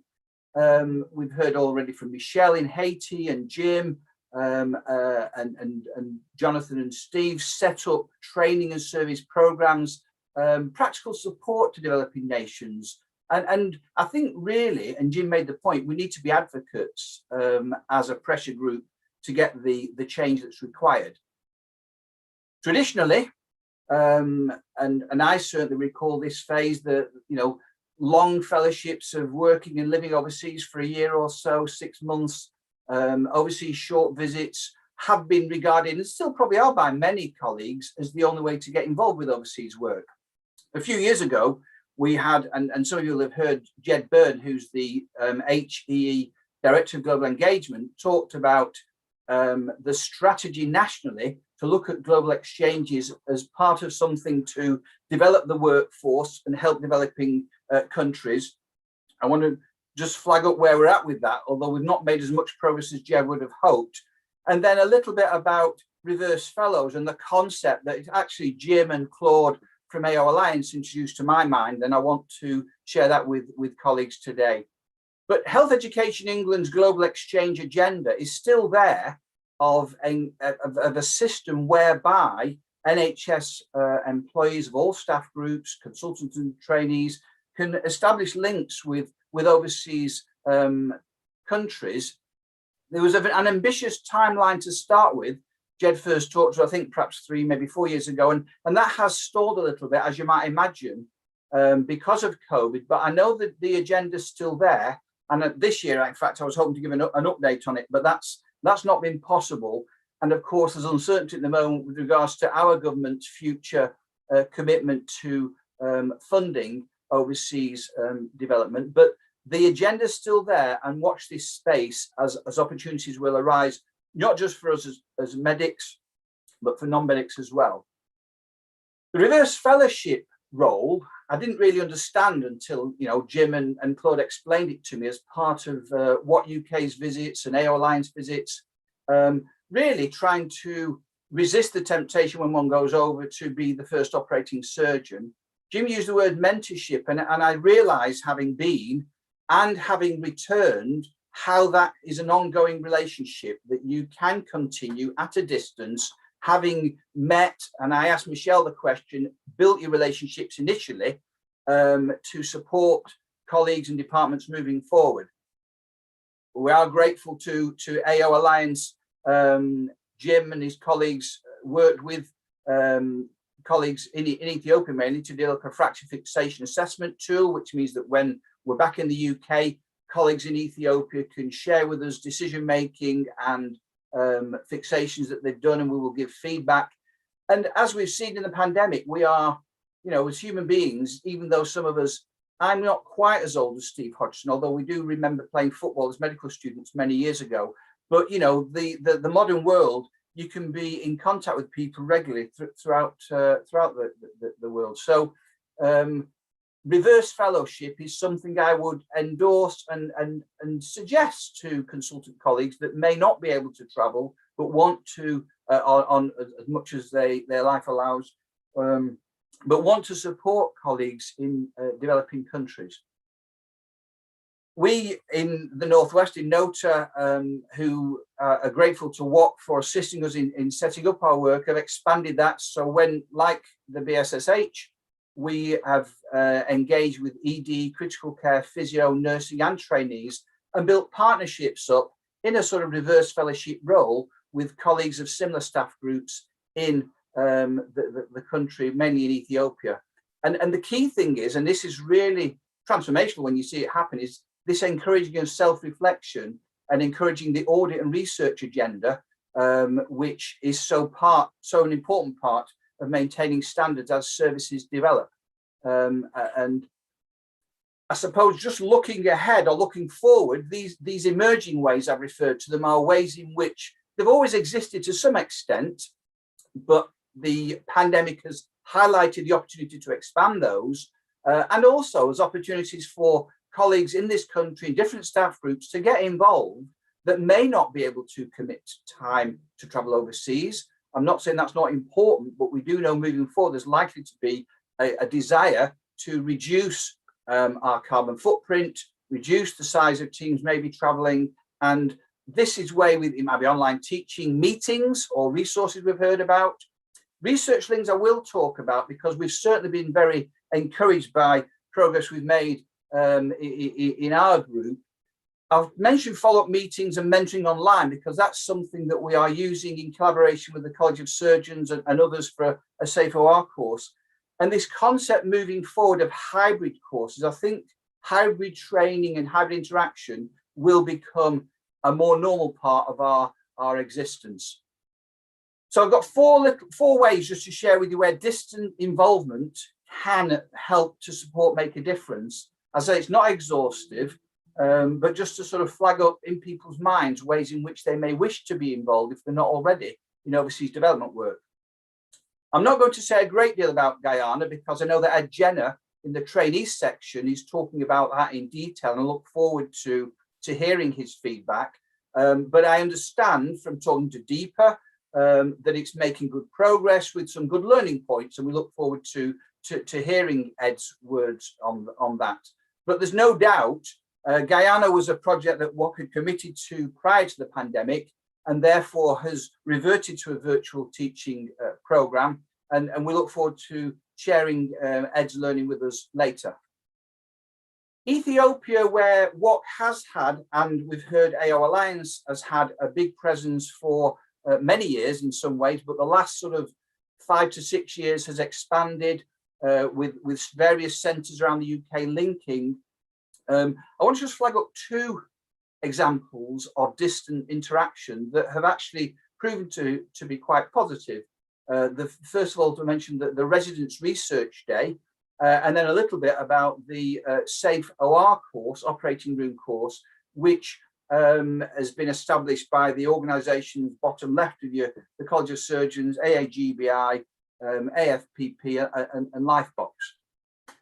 The Residents' Day was something that came out of our recognition that Ethiopian residents were receiving training in research methodology. We had trainees travelling with us, and basically we linked UK and Ethiopian residents to come up with joint projects, and the UK trainees were supporting them at a distance. Inevitably, there were some challenges from a communication aspect, but it blossomed, and it has blossomed into a partnership between trainees, and it's largely trainee driven.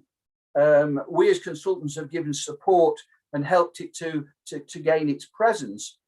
But in terms of support, both Dr. Baruch, who some of you will know as the program director in Addis Ababa, and in our Northwest Deanery, Mr. Mehta was our region head of training.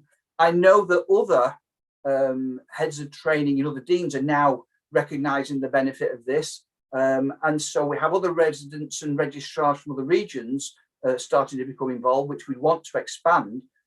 The research and audit that our UK trainees are undertaking with Ethiopian trainees is being counted towards CCT. So it's a positive win-win in our belief, an example of how working from a distance and being involved in a distance can actually help to support other changes.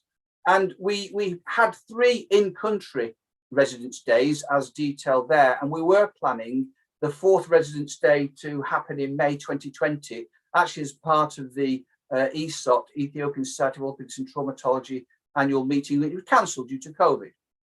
And the momentum needed to be kept going. So thankfully, very grateful to our committed trainees who continued distance collaboration with Ethiopian residents. And of course, at this time, looking at context, they'd had some in-country training on research methodology. There'd been support from AO Alliance, support from other WOC members. So they were starting to understand a little bit about how to develop basic audit and research practice. And we did the 4th Ethiopian Residents' Day just April now, via Zoom. And I apologise for the poor quality photo there, but this was attended by UK trainees, Ethiopian trainees, supported by 2 UK consultants and 2 Ethiopian consultants. And it worked extremely well, where they presented their projects and answered questions. Quite a new sort of venture really for them, but it went extremely well. And when you look at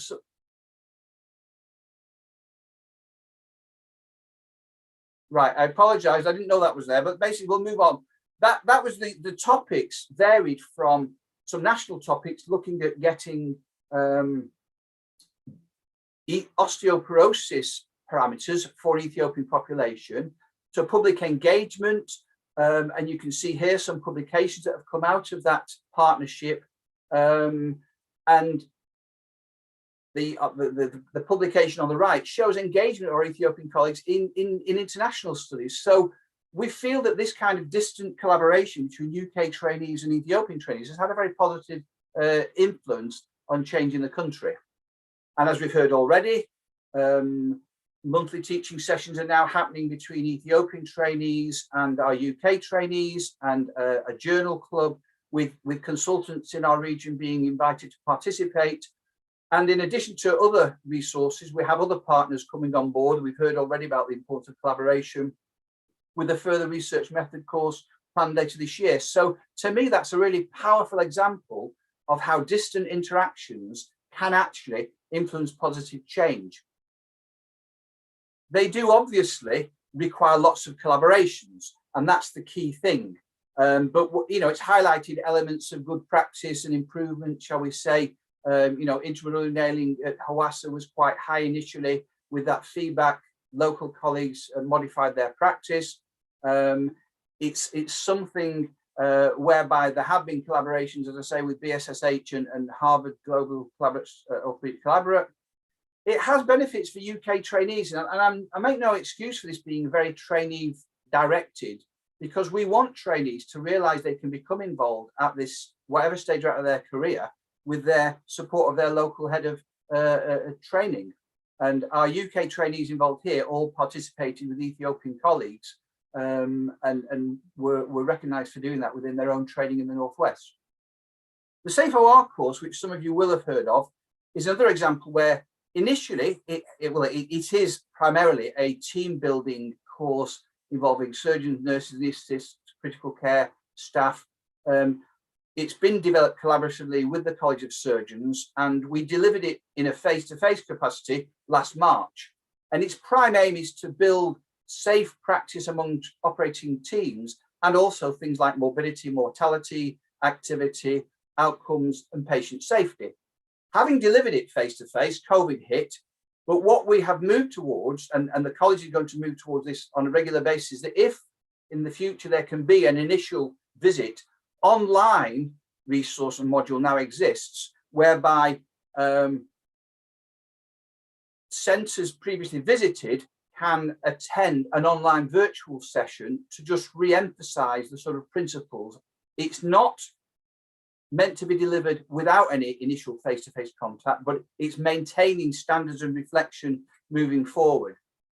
And then just one final initiative that we've been involved with, again with our alliance, Vietnam specifically requesting some education on pelvic and accidental trauma management. The plans for face-to-face were stalled and halted because of COVID. So we delivered the course online with the first time in September last year, quite a sort of, well, 6 or 8 international faculty wishing to engage with local Vietnamese surgeons and trainees. We had a pre-course meeting. It went very well, although we're all learning. There wasn't a lot of dialogue and interaction. It felt very much like we were the sort of voices in the corner delivering lectures, and it was hard to get debate. And afterwards, there wasn't such a concept of a debrief.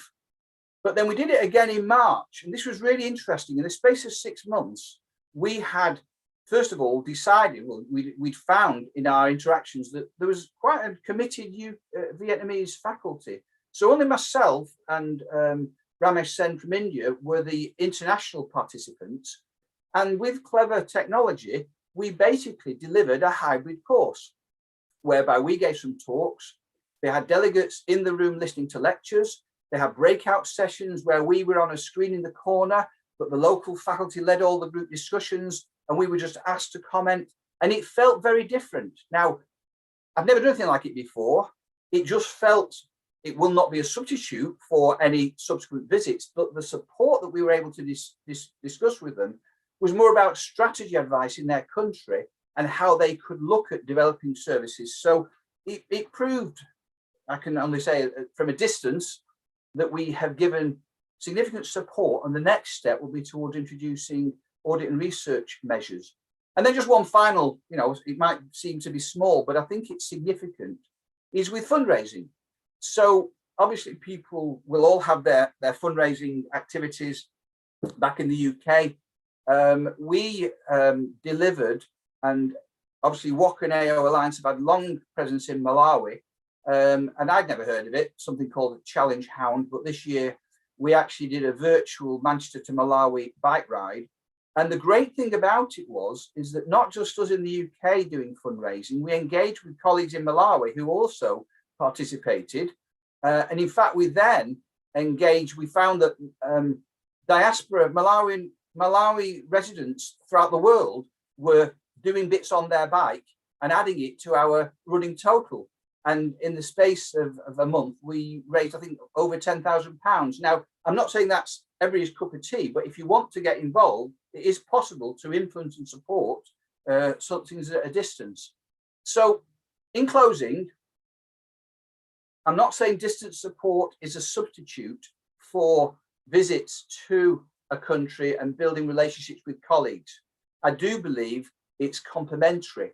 And you do require, and many of you will know Dr. Ephraim in the moment, an engaged local faculty and local colleagues that want to drive change, but they will all say they welcome mentorship, leadership, advice on system delivery. And the logos on that screen are partners who all do different things and who are coming together, and distance support can be part of that collaboration. So in answer to the question I raised, yes, it can, working at a distance, or you can do things at a distance to get involved. Use the time that you have available to get involved, both training and consultants. And I think moving forward, we will need to explore how hybrid models can complement in-country visits at a time when moving forward, the future is uncertain. And we can question, why are we visiting a country if we can do some additional support at a distance? Thank you. Thank you, Tony. That's a great talk about how to carry on with our projects and to keep supporting at a distance. Do we have any questions for Tony?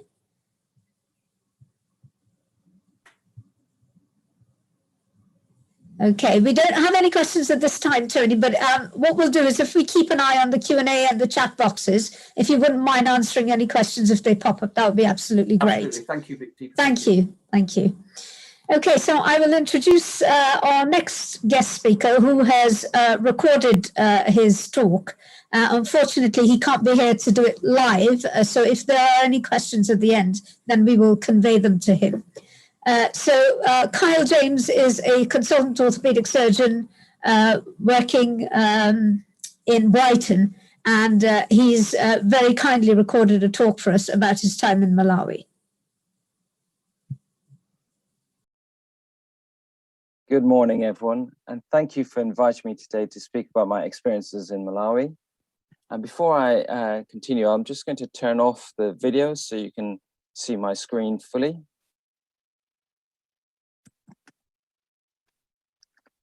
Okay, so I'd like to speak a little bit about what it was like in Malawi, illustrate some of the challenges I faced, including vampires and what I learned from them,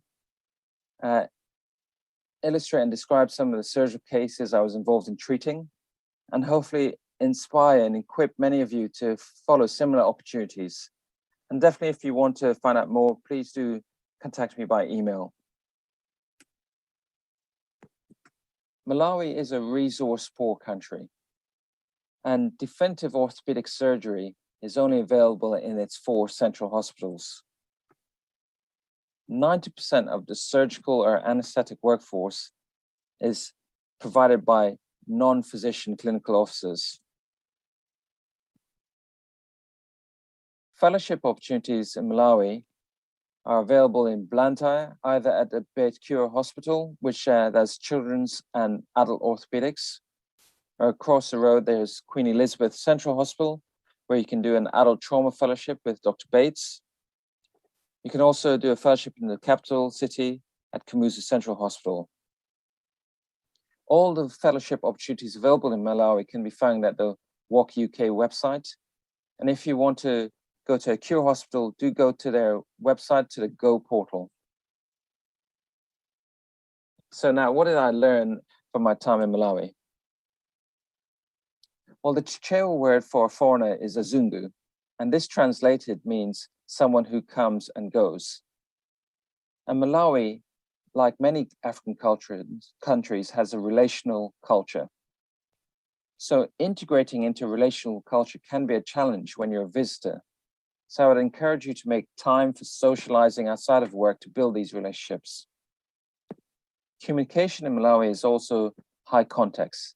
And what I mean by that is that messages are often implied or sometimes given by a third party. When you give negative feedback, you definitely have to wrap it in positive feedback.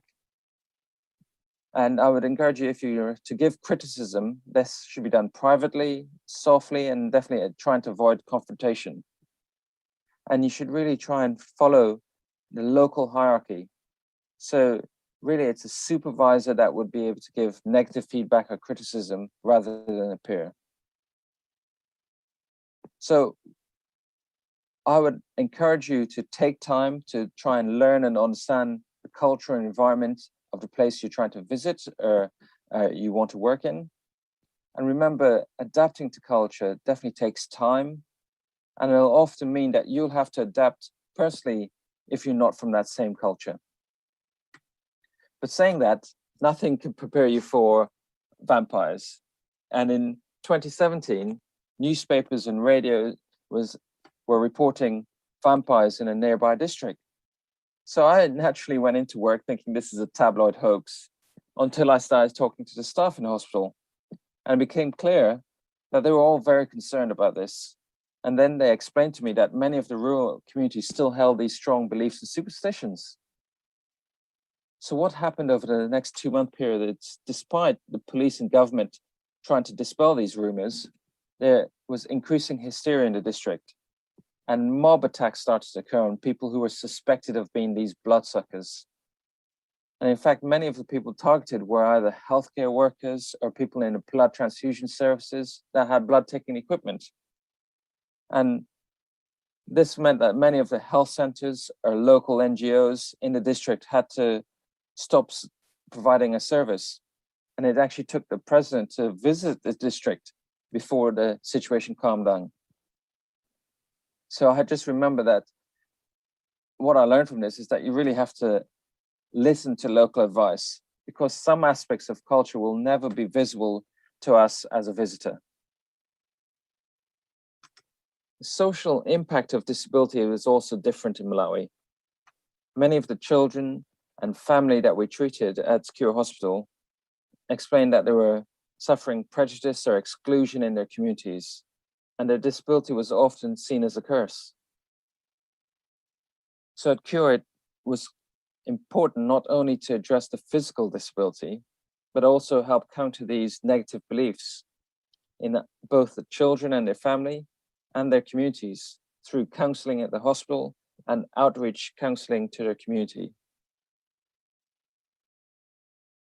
As a surgeon in a low resource setting, you often have to wear many hats, and this can compete for your time and definitely feel overwhelming. So I'd encourage you to make time for your family and for self-care, and be mindful that when you say yes to one role, you're often saying no to something else. Securing resources is a key part of your role in a resource-poor environment. This may be human resources, either with recruiting staff or retaining staff, training the next generation, or ensuring that your staff have the right training and updating their skills regularly. Securing material resources requires fundraising, inventory management, procuring equipment in a timely manner, as there's often a slow supply chain, and performing preventive maintenance on key equipment, because a reactive maintenance schedule would actually mean that sometimes the you won't be able to provide clinical care. As part of forming relationships, I would encourage you to try and collaborate locally, nationally, and internationally to help you become successful. You definitely need good local colleagues so you can share the workload. You should try and find local partners to help you advocate and train local staff and develop that next generation. International partners are key to attracting funding, supporting training courses, and research programs. I'd also encourage you to remember that research agendas should have a national and local focus primarily, because this will help guide health policy and planning and the amount of need in your country. In CURE, we helped with the trauma registry, the fracture care registry, disability assessment programs, and the clubfoot program all help to feed into the national health policy and health planning. And as a visitor, no matter how short-term you are, please do try and get involved in some way and start the conversation early. In Malawi, many of our short-term visitors were key in helping us enable local service development with local audits, or helping out in our teaching programs with doing some presentations. But do remember that cultural awareness when you're giving feedback in a local setting. So let's get down to the bones of it. What did we actually do as surgeons? Well, a typical day would start either with prayers, followed by a ward round, either outpatient clinic or the operating theatre. And I'd just like to remind you that 40% of healthcare in Malawi is still faith-based, and this is still an integral part of most low-resource settings. Cure was the only hospital providing children's orthopedics in the country. And as 80% of Malawi's population live in rural areas, we had to develop a network of outreach clinics to see cases locally in their community and invite them back for surgery. We also performed weekly Ponseti clinics throughout the country in different districts to provide treatment and management of clubfoot cases.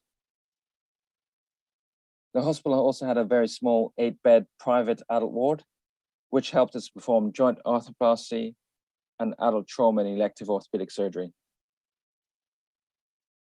Now, this chart illustrates our top 10 children's procedures.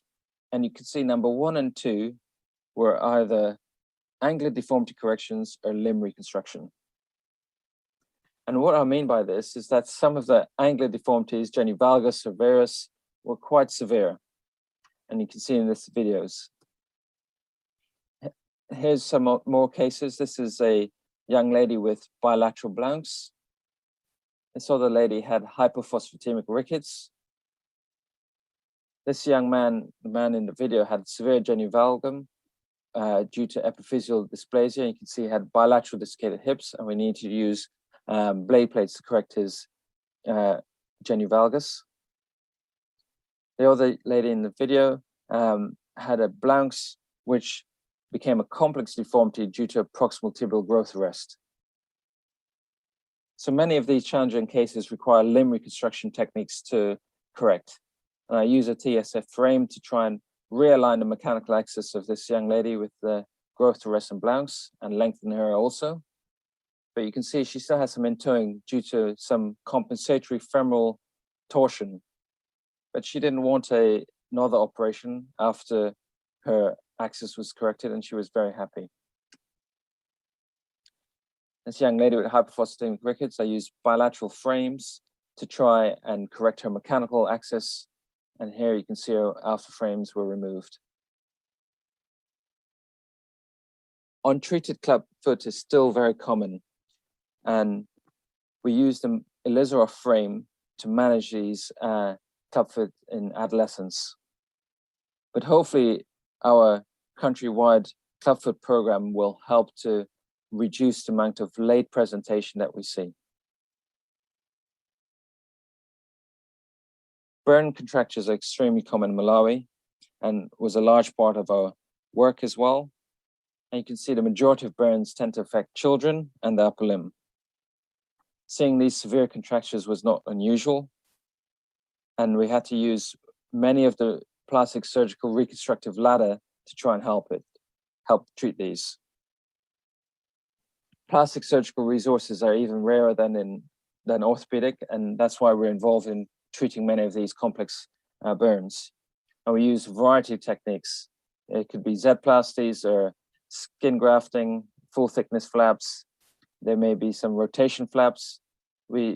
When soft tissue is a concern, we'd either use the radial forearm flap, a lat dorsi flap, or a groin flap to try and gain soft tissue coverage. We didn't have access to microsurgery, so there were no free flaps. Chronic bone infection and osteomyelitis is extremely common. And at Cure Malawi, we helped to develop a treatment algorithm to improve the care of this condition across the country.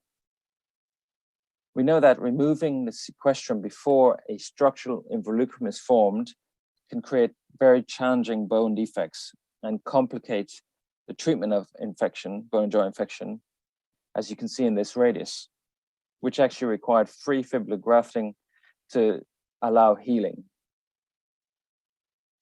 So now the approach is to wait for a structural involucrum to form and perform a much more simpler sequestrectomy where the bone is still in contact, and because it's happening in children, they often fill in their defect quite rapidly with minimal length of stay and improved functional outcomes.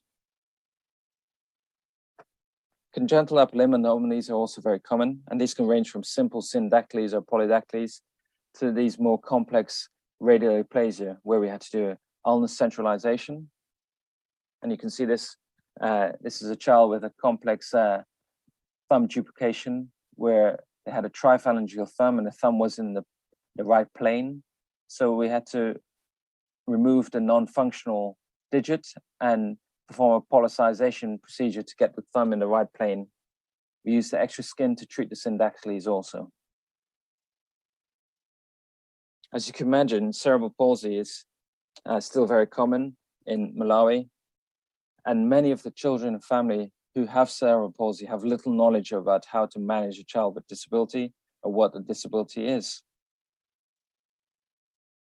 Surgery was mainly reserved for ambulatory children because many children would not have access to adequate resources to warrant the undertaking surgery.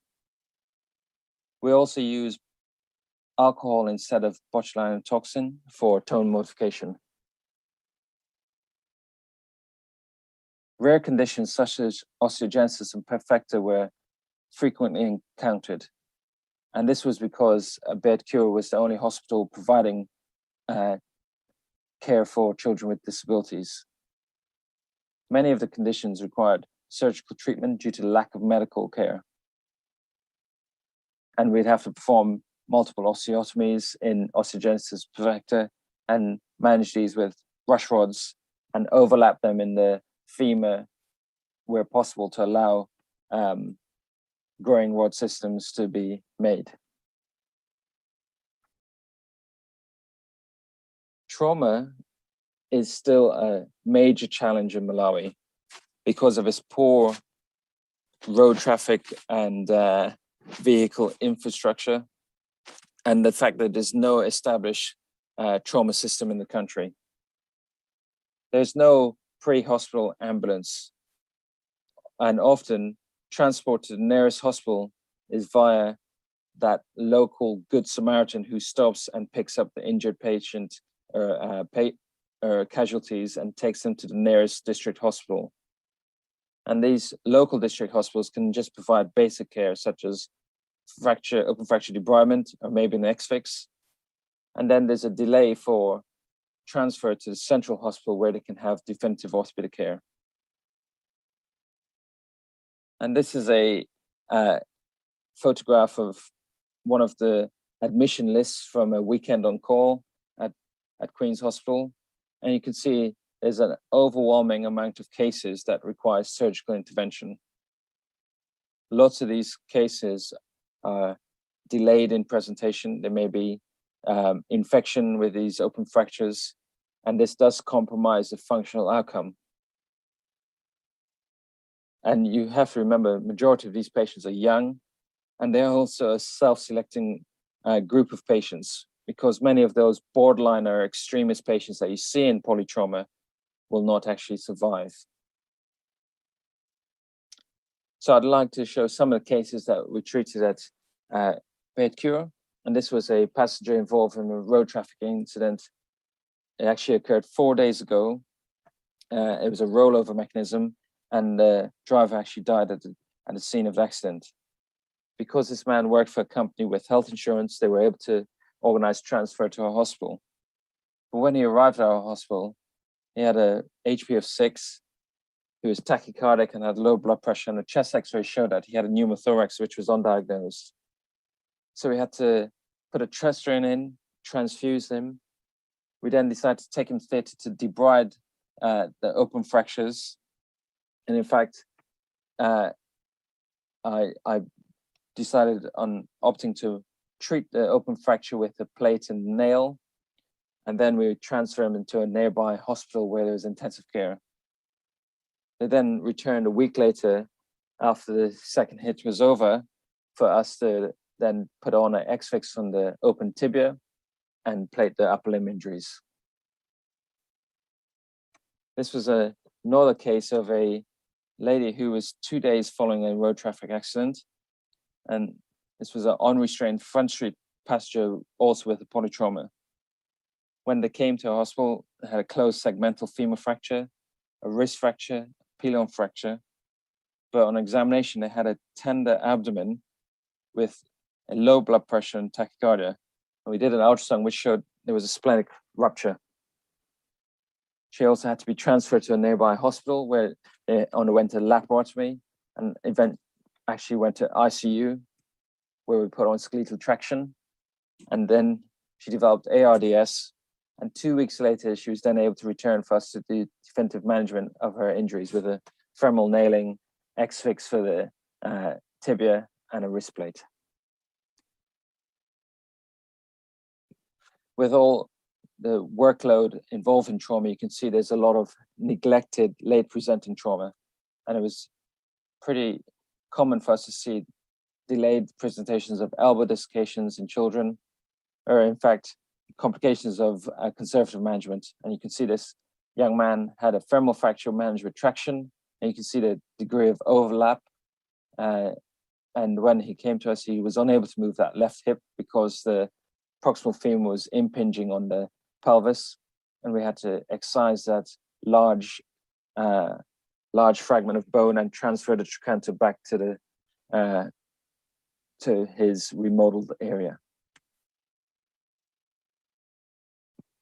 It's another case of a referred from Mozambique, which is a neighbor, on the border with Blantyre. And this was a chap who was managed for an open tibial fracture with some orthopedic fixation. And you can see there was a mix of screws, and the plate was actually upside down. And we had to go in and remove this dead bone in the middle and treat the infection with a masculine procedure. So once we put in the cement spacer and we're happy that the soft tissue was better, we then performed bone transport. And in fact, after it consolidated, we then had to go and do a nailing because the docking site had a delayed union. We've been performing joint replacement in Malawi for over 10 years. And in fact, Cure Malawi, and Malawi has the longest running national joint registry in a low resource setting.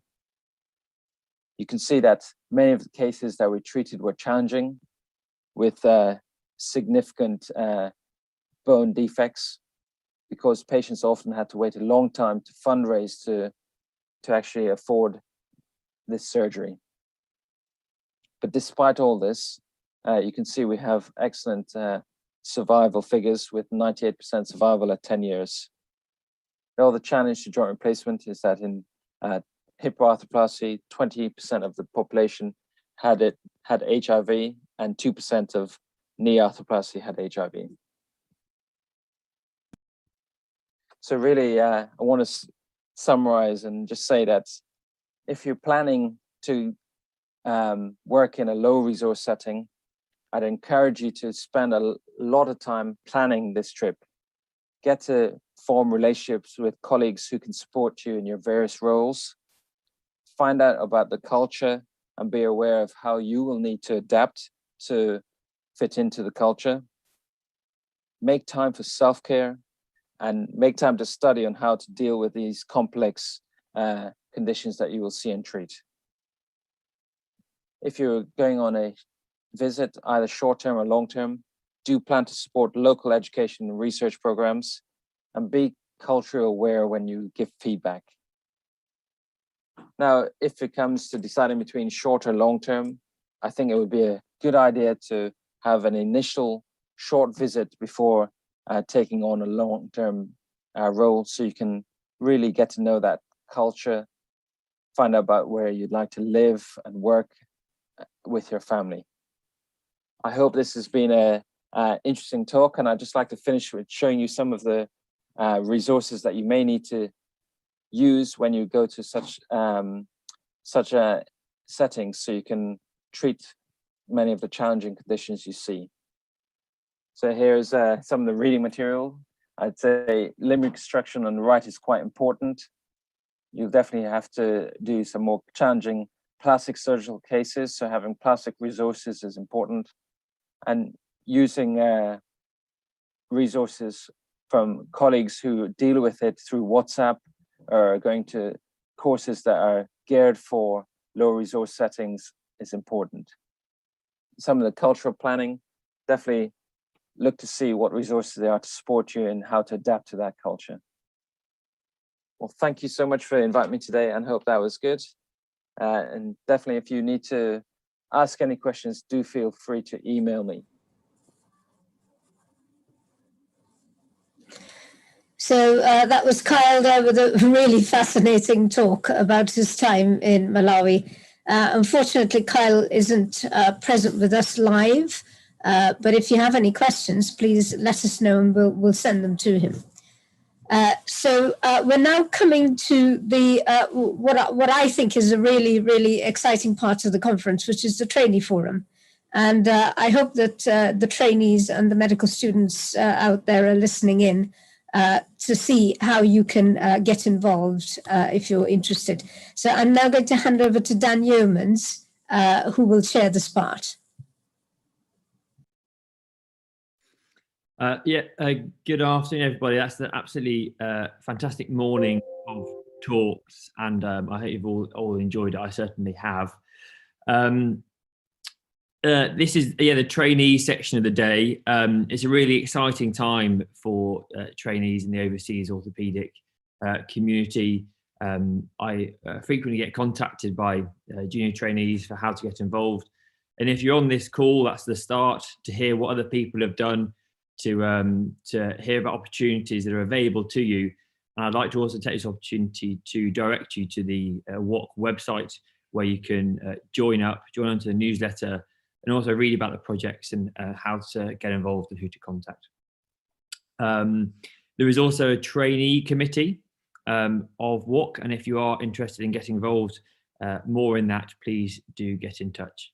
But on to our first talk, and that's from Ruth Chelver, who's an orthopaedic trainee within the Southwest Deanery, and she's going to talk to us about her experiences in Feet First in Malawi. My name is Ruth Chelver, and I'm an SD4 Northwest Trauma and Orthopaedic trainee. Today I'm going to talk to you about my experience with Feet First back in Malawi in March 2019. I initially heard about Feet First whilst working with Mr. Mannion at Royal Preston Hospital during my core surgical training. The aims of the charity were based on identifying and treating club feet in Malawi. This mission continues to resonate with me, having personally experienced the challenge that this diagnosis can bring. On arrival in Malawi, I met Alberto and Trish, who warmly welcomed me to the team and whet my appetite, recounting their previous experiences and what we hope to achieve on this trip. The first 2 days consisted of a busy fracture clinic at Kasungu General Hospital. We saw around 60 patients, examining and treating a mixture of new and follow-up paediatric and adult patients. There were several challenges, including the language barrier, limited physical space, no efficient system to review x-rays, not to mention the heat. I was surprised to find that even the most impoverished patients had mobile phones with cameras. We would review the patient, send them off for an x-ray if indicated, after which they would return with photos of their x-rays on their phone for us to review. We had the option of performing blood tests, but they were limited to an FBC or Usinese, and the results wouldn't be available till the next day. Conditions ranged from the familiar osteoarthritis of the knee and knee ligament injuries from playing football. The latter of these was diagnosed by clinical examination alone. There were several pathologies I've never witnessed before, including Blount's disease, neglected clubfoot, spinal tuberculosis, and syndactyly. The following 2 days were spent at a mission hospital in Kasungu, operating on patients we had listed during clinic. Our first challenge was to transport all our patients to St Andrews, which was thankfully done by the 2 vehicles that Feet First had invested in. The majority of patients were children, with the exception of a 26-year-old farmer with a segmental femoral shaft fracture. This particular case was unforgettable for many reasons. Namely, the kit we used did not require image intensifier, and we did not have the luxuries of diathermy or reamers on the set, which was a challenge. This young man went on to make an excellent recovery, as you can see. As we were progressing through our theatre list, partway through the day, the running water stopped, but we had a contingency planned and kept going. The children were so well behaved and strangely silent whilst they waited on the anaesthetic table, so accepting of what was coming. One child with a supracondylar fracture was treated with an MUA, open reduction, and KY fixation. Again, this was an operation that I was accustomed to having, image intensifier, and leaving the KY as proud so that we could remove them later on. But in order to minimize the risk of infection and need for follow-up, these were buried. The reality was that patients had travelled great distances to get treatment, and it was not always possible for them to return for follow-up.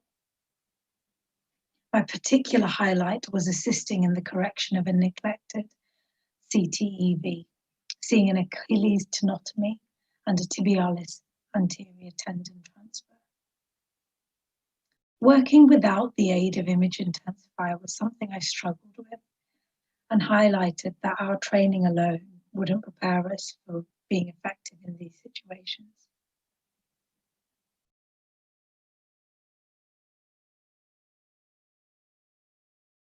This trip stands out as one of the best things I've done in my short surgical career, and I would encourage all trainees to seriously consider making the time to utilise such opportunities. The sense of teamwork and satisfaction from seeing the impact on individual lives was inspirational. These experiences make us better clinicians, more appreciative of resources, and how privileged we are with regard to the medical education and care we receive. I even managed to complete a couple of WBAs. My clinical examination skills were honed, and it was a priceless opportunity to bend a consultant orthopaedic surgeon and ED consultant in the run-up to my ST3 interviews.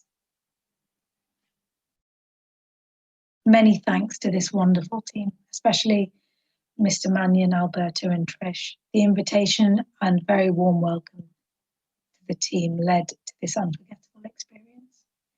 I hope the first of many to come. Thank you.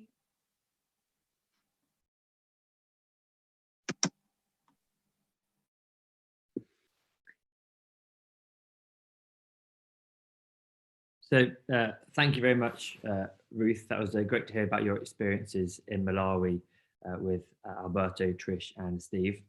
I think for the trainee session, the plan is to take all questions at the end. So if you have anything in the meantime, please pop it in the chat. But without further ado, we're going to go on to our second trainee, who is Sharaf Al-Sheikh. He's currently an ENT core trainee at the University of Oxford, and he's going to be talking to us about the role of clubfoot training programs in low and middle income countries. Hi all, my name is Sharaf Sheikh Ali. I'm essentially presenting this paper that was published last year on behalf of my colleagues as well, Sergio Even and Professor Chris Lavey, as part of ENDONS. This study essentially looked at the role of clubfoot training programs in LMICs, particularly focusing on sort of the long-term outcomes of these training programs. So we know that Ponseti method is actually a useful method for managing clubfoot. However, there is a slow uptake of this method in LMICs, and that's for a number of reasons explored in the literature, including lack of clinical training and technique and lack of appropriate clinical equipment. Recently, there are frequent emerging studies that report on the role of global clubfoot training programs, which essentially involve trainees or consultants from high-income countries going to low-income countries to train or skill or increase the skill uptake in LMICs. However, little is known in sort of regards to the cumulative benefits, whether we're doing good things in terms of long-term. So the question of the study was, what are the overall benefits of clubfoot training programs, both in the short and the long term? In terms of the methods, this was a systematic review. It was undertaken through Medline, Cochrane, and Web of Science, and those were our key words. So what we wanted to do essentially was include training programs, studies on training programs that were specific to the management of clubfoot and LMICs. And essentially what we wanted to do was extract specific data sets such as skills, confidence after training, and retention of skills gained as much as we could from the studies, both in the short and the long term, to see whether there was any benefits to the studies. And we also did a risk analysis assessment, and that was done by my colleagues. So figure one essentially just shows a prisma diagram. You can see, whistling down, we had 10 studies for analysis. And in terms of our results, and we'll show some of the tables a bit later on, essentially 10 articles complied with the inclusion criteria. Interestingly, training programs only lasted between, on average, 2 to 3 days, so they're relatively quite short. The contents of the training programs varied between hands-on casting, lectures, or workshops. All studies opted for the use of questionnaires, whether they're reliable or not, were given straight, usually in their short duration after the training programs are completed, in the range of 1 to 5 days. And they mainly focused on confidence and perceived improvement and understanding of the Ponseti method after the training session. And the rate of completion for the questionnaires was in the range of 50 to 70%. And the crux of the results were all studies showed an improvement in participants' self-reported understanding of the Ponseti method and the confidence in future use. However, there was a significant lack of data from the majority of studies on long-term follow-up. There were 5 studies out of 10 that offered some data, and I have a table to just go into that in a bit more detail. The majority of participants' programs were either orthopedic surgeons, physiotherapists, and nurse practitioners. There were no studies that really examined the differences between skills retained and practice between non-physicians and physicians. And we know in countries such as LMICs that many of the medical practice is given by non-physicians. So there could be a question as to whether or not more focus should be given to non-physicians when teaching these skills. And there were no sort of randomized control trials or direct comparative studies. So this is not to let you read given the size of those writings, but essentially just a table to summarize the studies that we extracted. And when we whistled those down, we had about 5 studies that looked at some long-term follow-up of these training programs. And then the one to highlight, I think, is Owen et al., probably the only study that gave sufficient data of implementing a training program in sub-Saharan Africa, and then following up through data collection to identify that the number of providers over in the immediate term actually increased. You can see that from 1 year to 2 year, which demonstrates that skills taught were further taught down the line by practicing clinicians in their home country, which is a good thing. The number of patients treated increased over 2 years, and the number of centers sort of remained stagnant. So this does give some indication from just this one study that actually what we're doing is implementing these training programs is actually a good thing. But again, I would stress it's quite difficult to say given the limited data that we have from just one study. And although we may be doing a good thing, it's always important to prove that through good data collection. Just briefly to show you the quality analysis of the study, and that was done by my colleagues again, who use a Cochrane's tool for assessing the risk of bias. You can see we were all relatively fair or good. So just to get to the point of the study, essentially, as it's quite brief, but we know that from the review of the literature, clubfoot training programs and LMICs are a good thing. They identify common themes of improvement in knowledge and an increase in the proportion of clinical cases managed by attendees in their own practice. However, what I want to highlight is reasons for the lack of follow-up and why there is a lack of follow-up. I think that's the first question to raise. And it's not explored in this study, it's not really explored in the literature, but obviously we can somewhat come up with some ideas. And I think they may include sort of relatively new introduction of the CTV programs in LMICs, which is fair enough.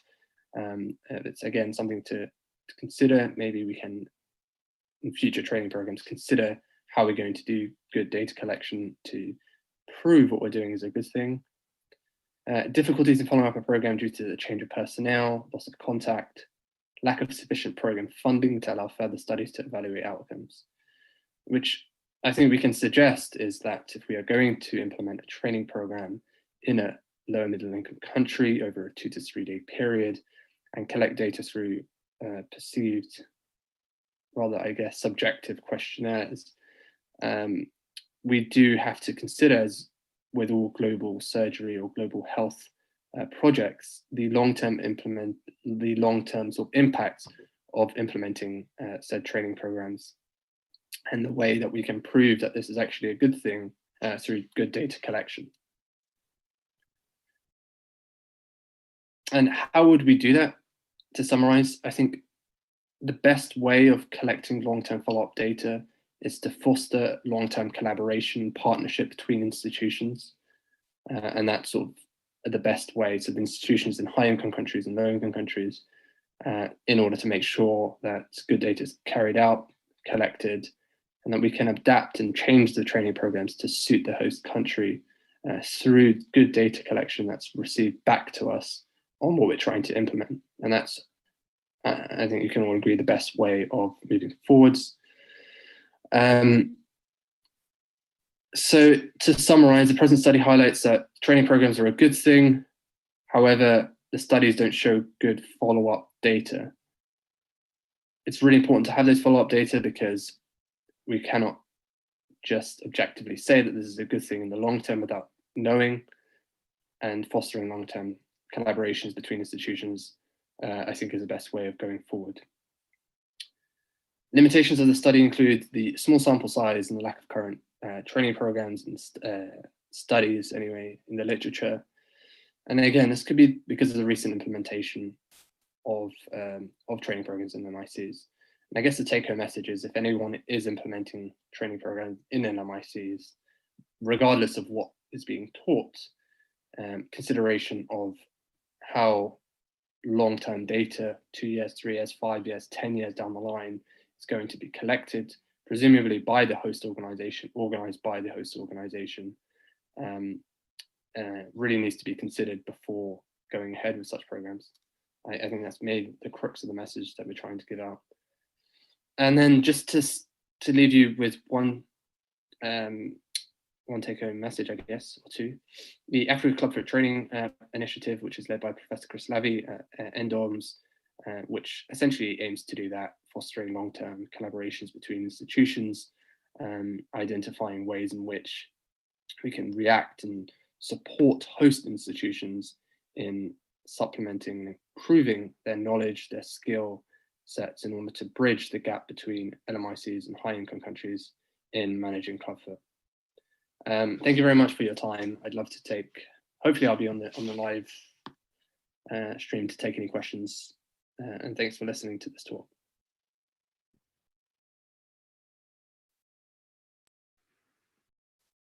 Thank you ever so much, Sharaf. I think that's a really good example of how trainees can get involved in research in this country, and how assistance from people such as Professor Lavey and his team in Oxford can really sort of get people involved at a junior stage in their career. So thank you ever so much for that. I'm now going to pass on to Ed Jenner, who's a trainee on the Birmingham rotation. I know he's been working very closely with Deepa Bose in the project that WOC is involved with about the Guyanan training program. So it's setting up virtual teaching sessions for Guyana. So over to Ed. Hi, my name is Ramona Nunes, second-year student in the Orthopedics and Traumatology program here in Guyana. I just would like to tell you a little bit about our country, Guyana. Guyana, the word itself, is an indigenous Amerindian word meaning land of many waters. We are located in South America, north to the Atlantic coast. We are neighbors to Brazil, Suriname, and Venezuela. Our population is 788,000. We are also well known for Kaichor Falls, which is the world's largest single drop waterfalls. Thank you to our overseas faculty.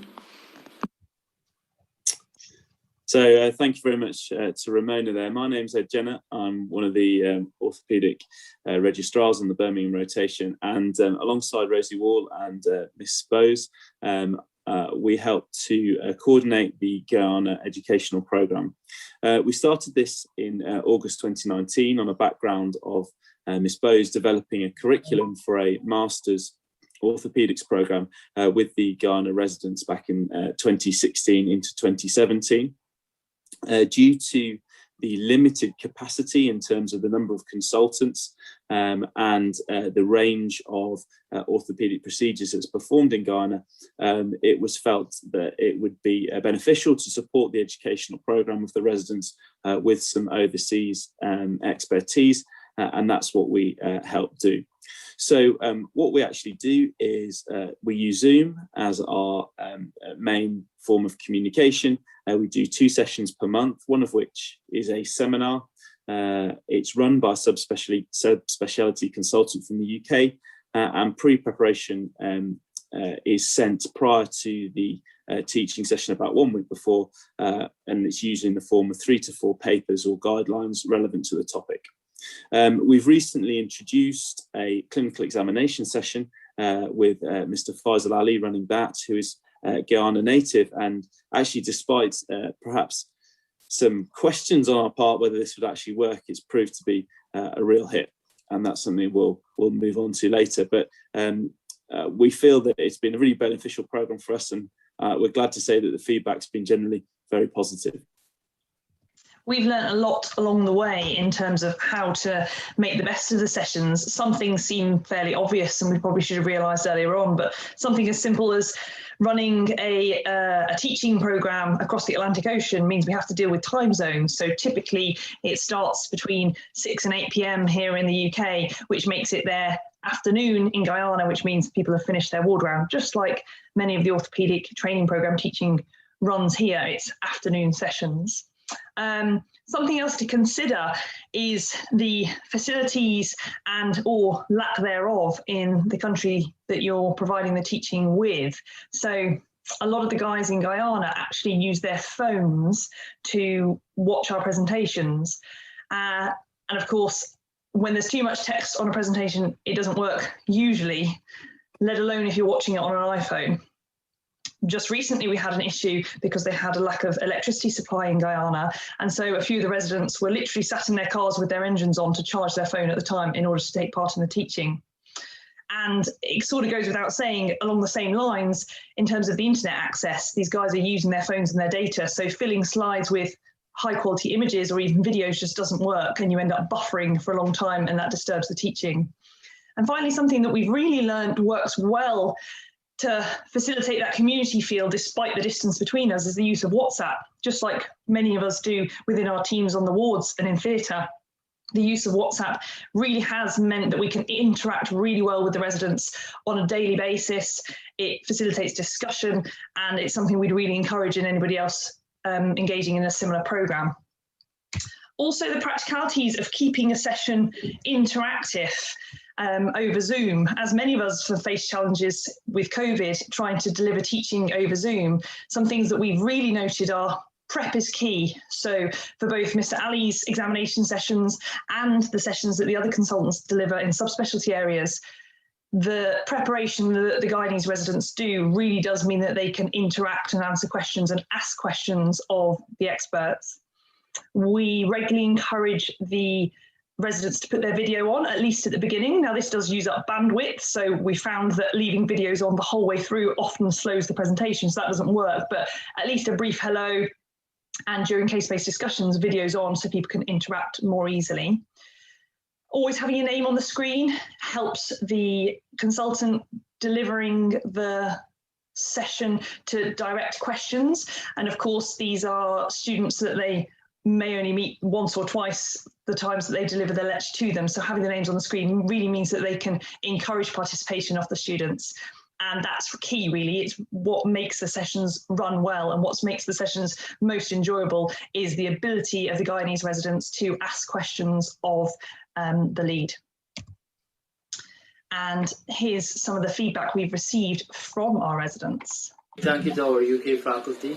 We have gained a lot of knowledge, and thank you to the experience shared, years of experience that we have learned a lot during these Zoom classes, during these COVID times. We enjoy our Zoom classes at the comfort of our home.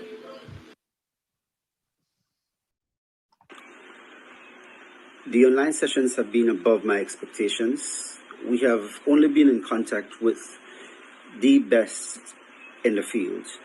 So the information given to us have been relevant, it's been accurate and current. So could not have been better. So then it begs the question, as we're doing this all online, why not just direct the residents to YouTube? Well, there's a few reasons that we think that running these personalised, tailored sessions are better. First of all, they are bespoke for the Guyanese residents. There are elements of the orthopaedic programme and the orthopaedic facilities in Guyana that watching a highly funded expert undertaking a procedure on YouTube it just doesn't reflect what can be undertaken in reality.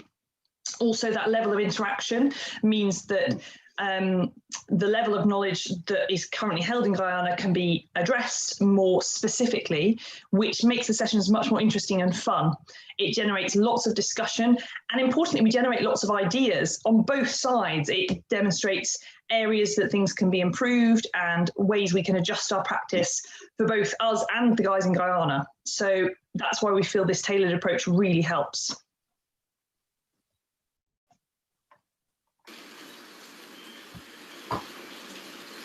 Good afternoon. I am Randall Collins, postgraduate year 3.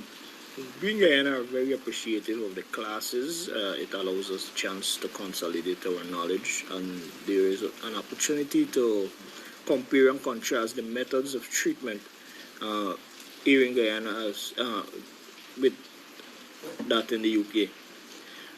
Generally in the sessions, great research ideas are highlighted, and this gives us the opportunity to evaluate our outcomes in an economically strained environment. All in all, I want to say or express a heartfelt thank you to the UK faculty for making a lot of things that seem insurmountable in the past quite easy. Thank you. Yeah, so as Randall has introduced there's been a lot of unexpected benefits and things that we've learned from this teaching programme.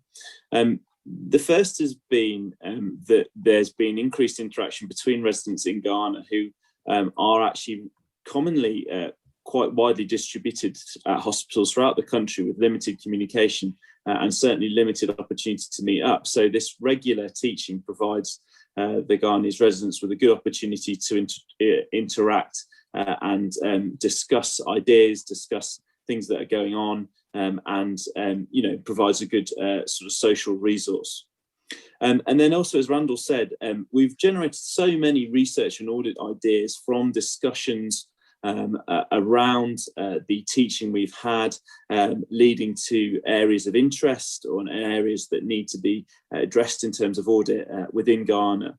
And then this has led to the adaptation of what we would consider to be UK best practice to the appropriate setting within Ghana. Recently, we had a discussion around consent, and it turned out that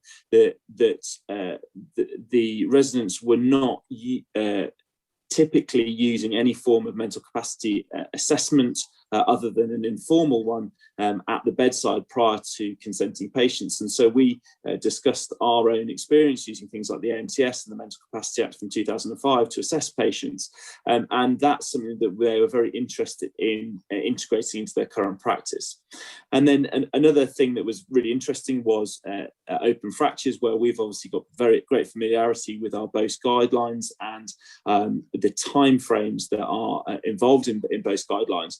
But the Guyanese residents pointed out to us that that's all very well in a UK system, but how do you adapt those guidelines to a situation in Ghana where typically a lot of the guys who are injured are loggers in the forest, and they may have a number of days journey even to present to hospital before their injuries treated, and then there is very limited plastic surgery and joint orthopaedic cover. So, how do they adapt our BOSE guidelines to their setting? And that's another really interesting project that we've been developing with the Guyanese residents. And then, so we'd like to really move forward with this residence program, giving the residents the impetus to organise their own clinical examination teaching, which they've done after the sessions they've had with Mr. Faisal Ali. And this is going to give them a great increase in capacity building within Ghana for their educational programme. We hope that eventually, or very soon, that the tools and capacity for the organisation and running of the programme will be mainly based within Ghana, and we will just be able to augment that by providing the skills and expertise that may not be available in Ghana to provide on specific topics. Essentially, we're aiming for our own redundancy in terms of administration of the programme. We'd like to move towards an MDT where we can discuss complex cases with the Guyanese residents and the Guyanese faculty in general.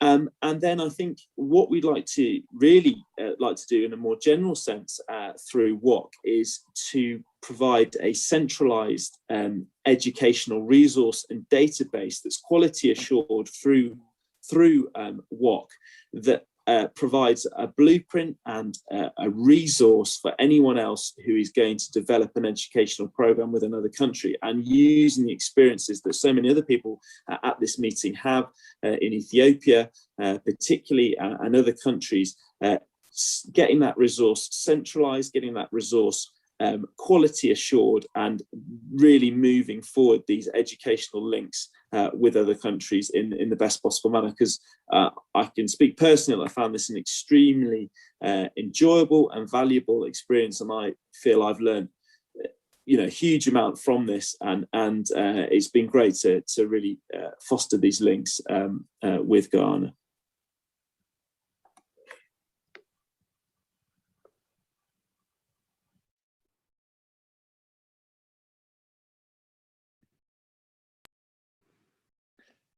Thank you very much, Ed and Rosie there, talking about the project in Guyana. I know that you've both been working incredibly hard on that with DEEPA, and it's really nice to hear that it's coming on well, and the feedback from the Guyanese surgeons was also a really, really nice addition there.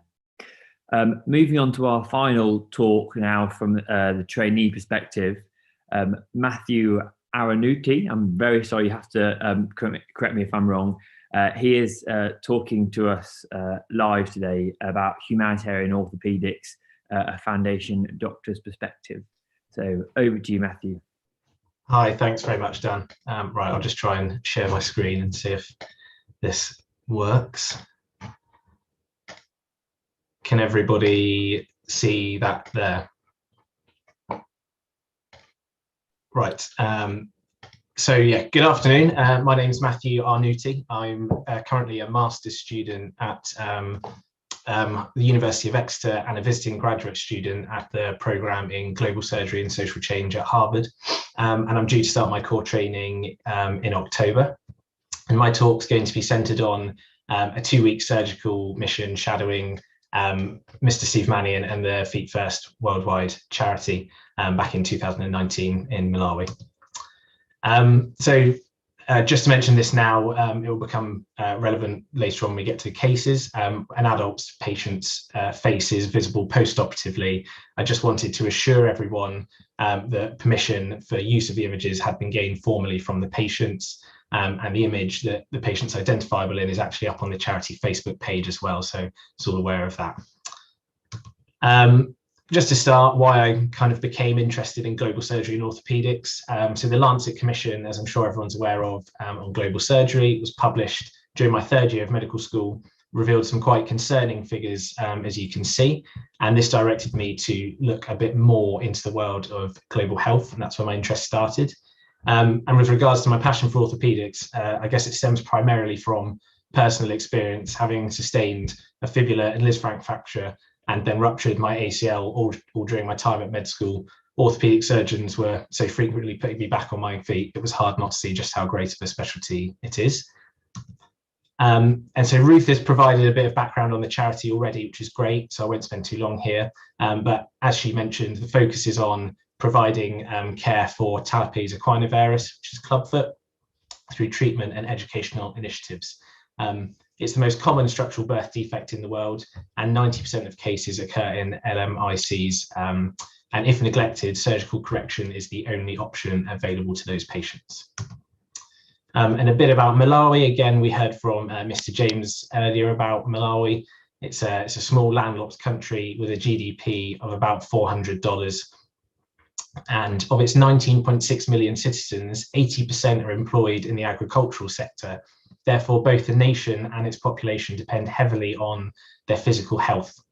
And in terms of surgical capacity, I think my numbers are a bit different to what Mr. James mentioned. If we go off the numbers that he provided, it would work out that there's about one orthopaedic surgeon per 1.5 million or so of the population, which if we did the same numbers for England as an example, we'd have about 40 or so orthopaedic surgeons in the country. So you can clearly see there's lots of potential barriers to good sort of orthopaedic surgical care in Malawi. For the purpose of the presentation, I'll just highlight a few things about my experience that I think will be beneficial for any other sort of foundation trainee level doctors or other junior doctors who are interested in participating in a similar mission. So as I was only an F1 at the time, the process was a bit different for me than I think would normally occur for sort of an out of program experience, for example. Something that's especially important to note is gaining approval from your program director for undertaking such a trip. Fortunately, I had a very enthusiastic FPD who was happy that as long as I was on track for doing all my ARCP stuff, it shouldn't be an issue for me to travel. However, I will mention that I wasn't entitled to any study leave or professional leave as it's unavailable to F1s. So I couldn't work around this with my program director. So that's something to be aware of for anyone else considering such work. I'd be interested to hear what Ms. Chelva's experience actually was regarding this. In terms of indemnity as well, that's something that's very important to mention. You can, through MPS, usually get indemnity cover for humanitarian work, but I believe this is from the level of CT1 and above. And as I was an F1, I wasn't entitled to this. But as I was traveling with a sort of consultant lead with Mr. Mannion, I discussed this with MPS and effectively worked out what would be the same cover as an elective student, as long as I wasn't intending to practice independently, which obviously I wasn't. In terms of the trip itself, it was a period of 14 days in Malawi, consisting of sort of initial preparatory work, and then traveling to 2 district hospitals, Kasungu and Nakata Bay, working with a range of Malawian colleagues affiliated with the charity and the wider healthcare system there. 147 patients were seen and 53 procedures were performed. So to focus on a couple of cases that really stood out to me, although it was admittedly quite hard to narrow it down to just 2. So the first case is of a bilateral neglected CTEV in monozygotic twins, which required bilateral anterior tibialis tendon transfer for treatment. Just to cover what would happen in an ideal scenario, so for these patients, they'd hopefully be able to be treated with the Ponseti method in their infancy. However, it's estimated that only 15% of patients in LMICs which have access to the Ponseti method, despite, as we mentioned earlier, the majority of the caseload being in these nations, which unfortunately then means surgical intervention, which, as we know, in Malawi is limited in its capacity as well, becomes the only available option. And here are the stages of the operation, which was performed under a general anaesthetic via a ketamine infusion. So in the first image, you can see the identification of the anterior tibialis tendon. The second image shows a tendon having been released with an anchoring suture being placed upon it. The third image shows a passage being created through the lateral cuneiform to accommodate the released tendon. And then the fourth image, you can see the anchoring suture being used to guide the tendon through the newly created channel. That suture is then helping to fix the tendon in place through the use of gauze and a rubber bung. And then in the final image, you can see there's bilateral below knee casting, which stayed on in these patients for 6 weeks. And as you can see, the outcome is an excellent anatomical correction here, which was achieved in both twins. And here they are post-operatively with their mother with their casts on. So the second case is of a gentleman who was identified by Mr. Mannion and one of the clinical officers, Mr. Chimengi, on the post-op ward round on day 3 of the second week. As you can see, he's got quite a sizable soft tissue tumour affecting his left shoulder, and his major problems were significant pain and complete loss of function in this limb. So surgical intervention that he underwent was a 4-quarter amputation. In terms of pre-op imaging, there wasn't much available. However, significant infiltration into the chest cavity was not identifiable on the radiographs that were performed, which was a big consideration for Dr. Monks, the anaesthetist. The patient was positioned on their right side for optimal access. This did at the time raise some concerns about how this might affect their respiratory function and oxygen sats throughout the operative period. However, it was felt as the best option under the circumstances.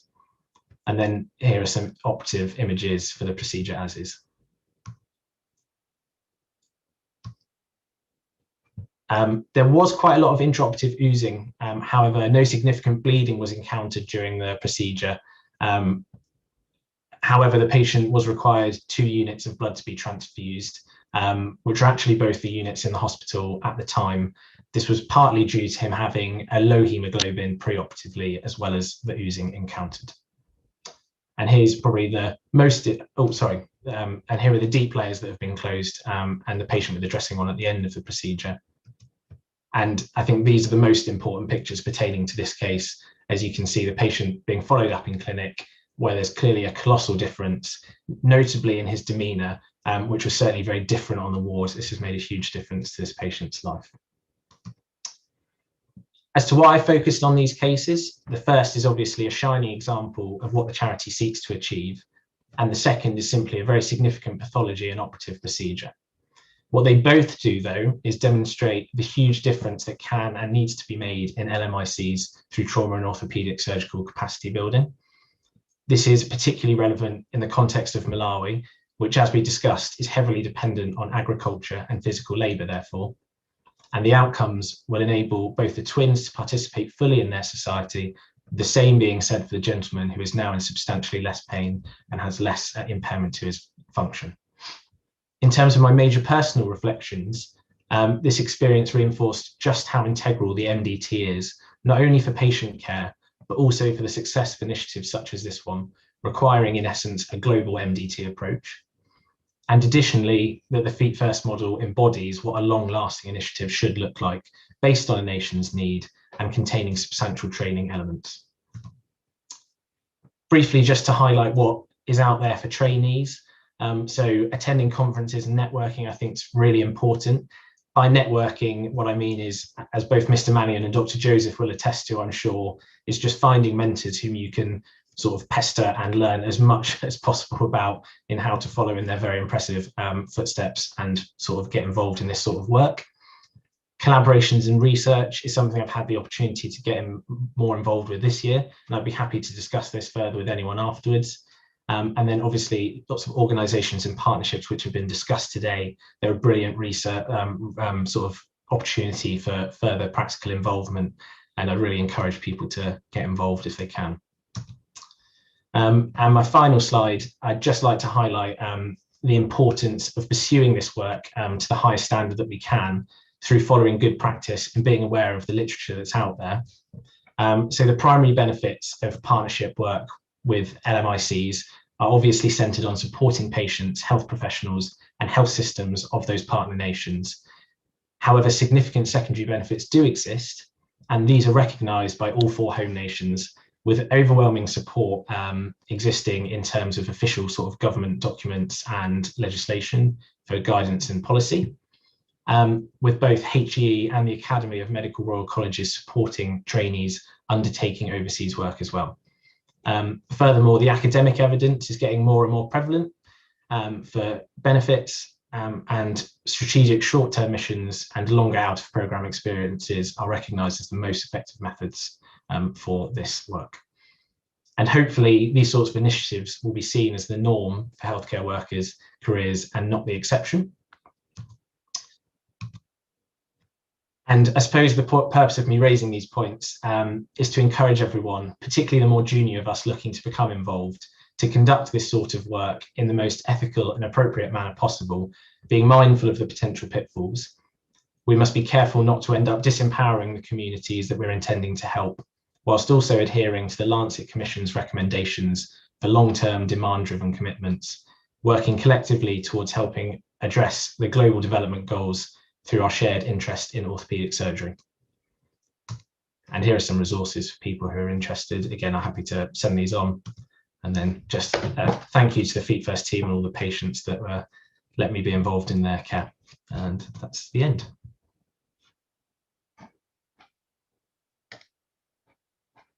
That's wonderful, Matthew. Thank you ever so much. That's really interesting to hear about your experiences. And I'd just like to add on to your list of conferences, the BOTA, British Orthopaedic Training Association conference. Outside COVID times, there's increasing demand for the World Orthopaedic Concern session there, and any trainees that do want to get involved, that's a really good place to speak to people about it. Right then, does anyone, I'm going to open the floor now to questions for any of the 4 trainee forum. So that's Ruth, Sharaf, Ed and Rosie and Matthew. If anyone has any questions that they'd like to ask.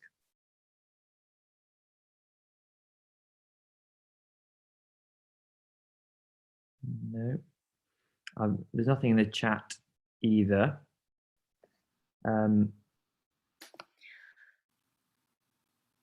Deeper. Oh, sorry, Tony. Yeah. Thanks, Dan. It was actually a question. It's really encouraging, I have to say, to be to hear trainees so enthused. It's really inspirational as an old and wrinkly surgeon.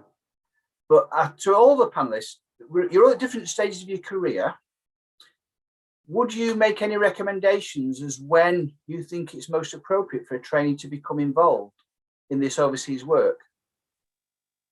Anybody? I was going to ask that question Ruth first, because she went, I think, at an early stage in her career with Steve. And then we finished with a foundation doctor.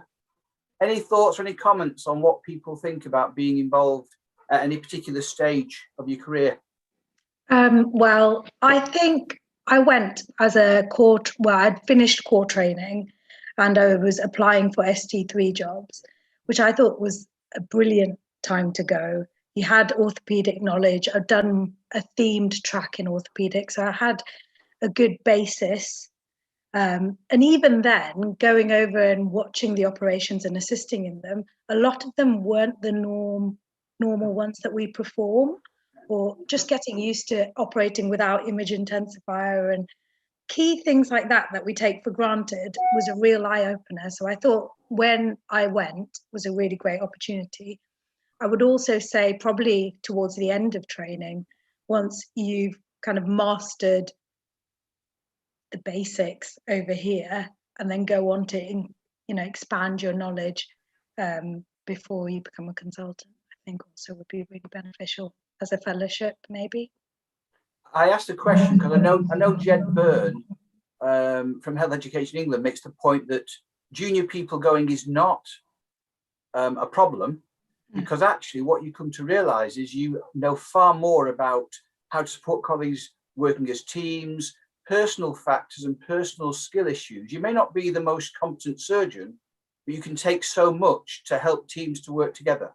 So I asked you that question deliberately because Matthew talked about being a foundation trainee. There's no right answer to the question. Going younger, I would say, gives you a better perspective of the challenges that the country are facing, and you can bring that knowledge back.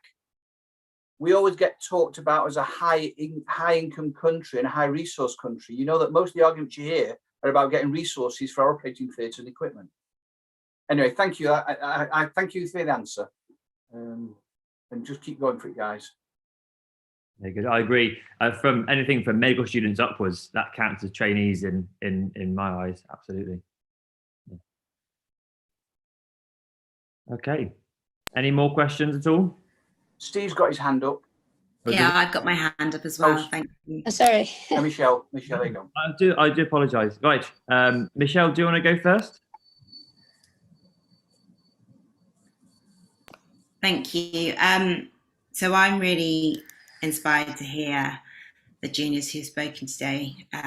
Matt and I actually work together, so it's wonderful to hear him present, and he comes with a lot of enthusiasm and brings so much to the project. In terms of Rosie as well, we're in the same rotation, so it's really inspiring to see her present today as well. So my question to the juniors is, as you go through your training and you realise this is something that you are incredibly passionate about, how can the training programs, how do you foresee the training programs really supporting this work that you do? How can it be incorporated more formally into your deliverables that you require to CCT? What does it look like for you at its best? Thank you. Ed, would you like to take that question? Are you there?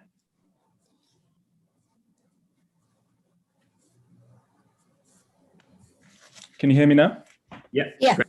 Okay, great. Sorry, I think my microphone was a bit dodgy. Thanks for the question, Michelle. So I've got pretty strong feelings about this. I think every deanery should have a link, an overseas link, at least one, ideally with the training program for a region or country. Obviously, Guyana is about the same size as Birmingham, so it kind of works quite nicely in terms of that kind of size. And I think we should have a link, an educational link that also then bleeds into a social and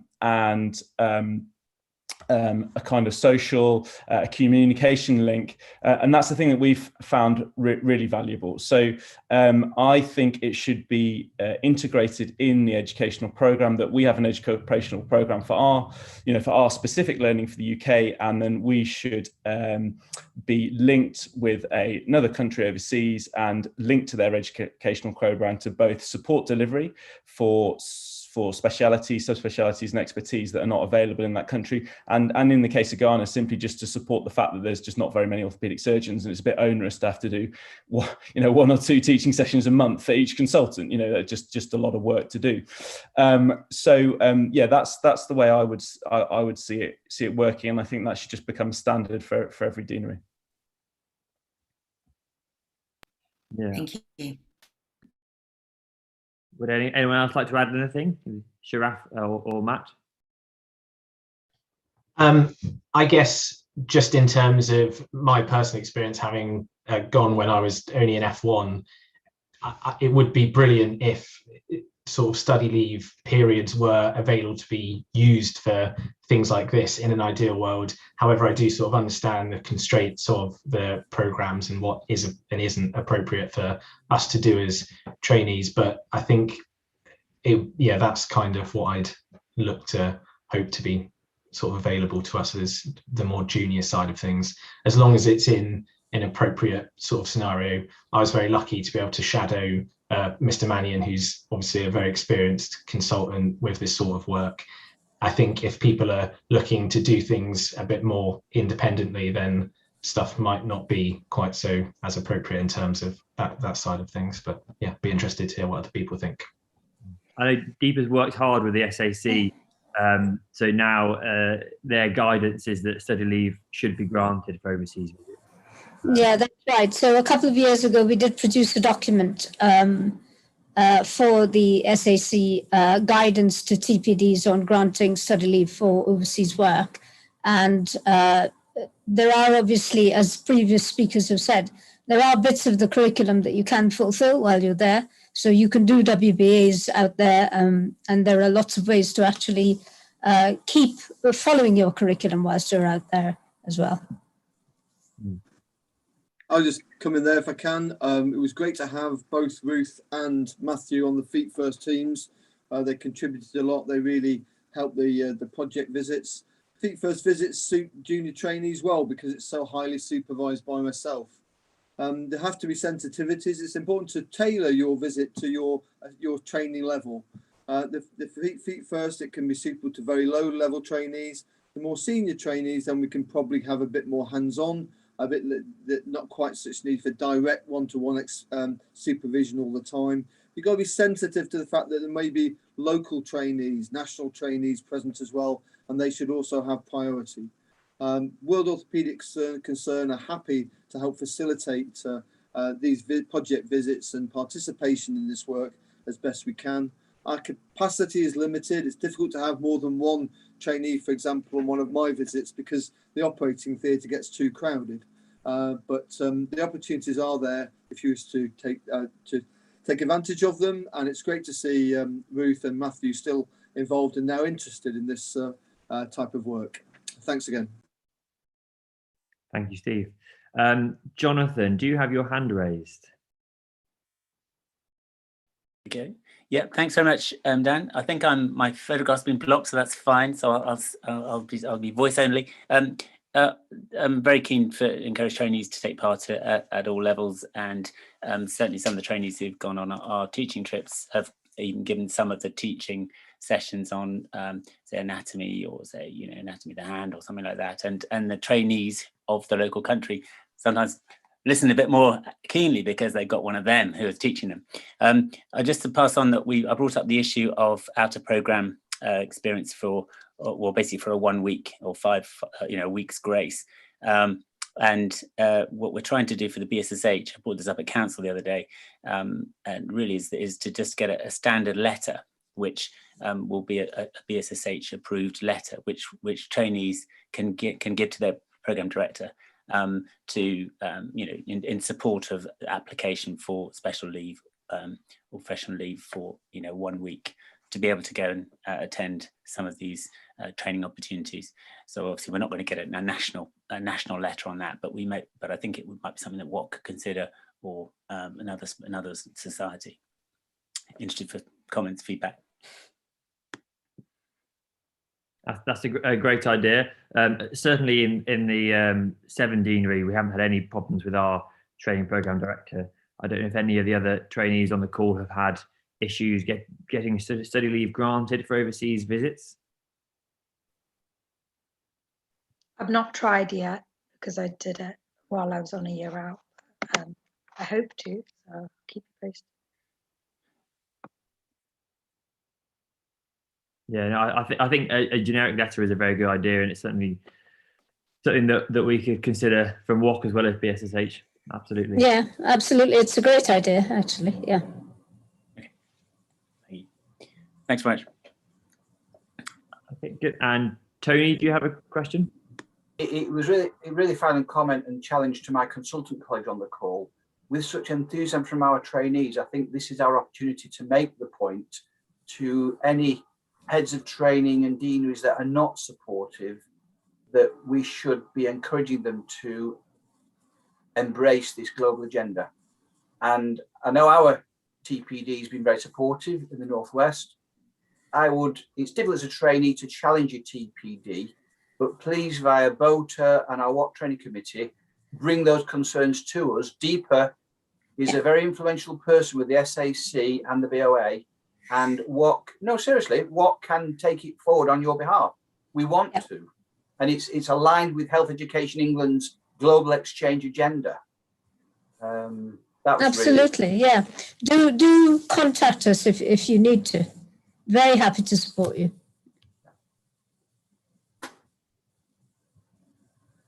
Okay, thank you, Tony. Any more questions at all from the floor?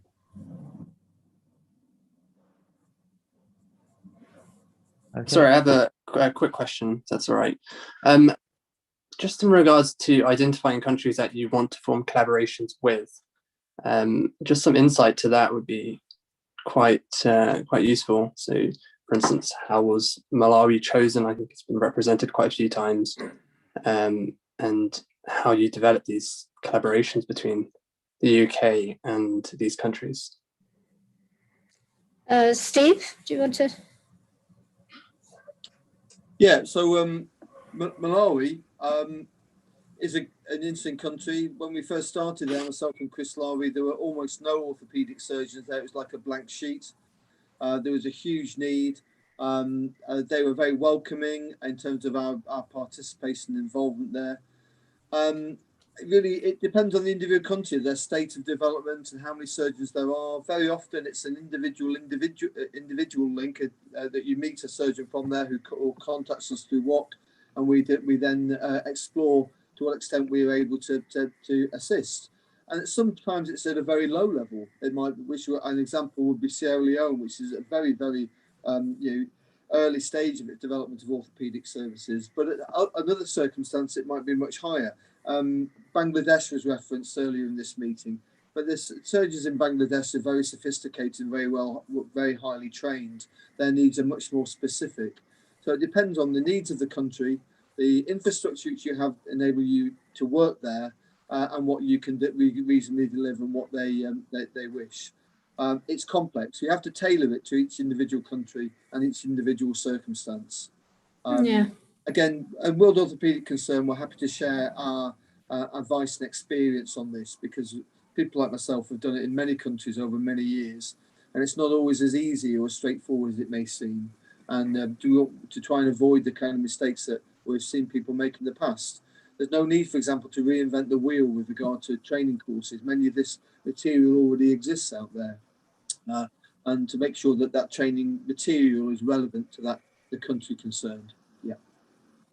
Yeah, I agree. It often starts with an individual link, but it does have to be quite bespoke to the country. So, I mean, in some instances, we have links with countries. In other instances, we're approached by countries. But the key is really to have local buy-in, because you can't do anything without that. Absolutely.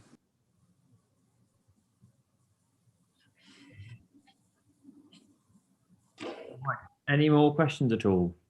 Tony? Sorry to keep, just thoughts coming to mind. I suppose I'm asking this more to Deepa and Steve for the benefit of trainees, because it's quite clear they've been involved many more years than I, and as you will say, links have come out of individuals building links.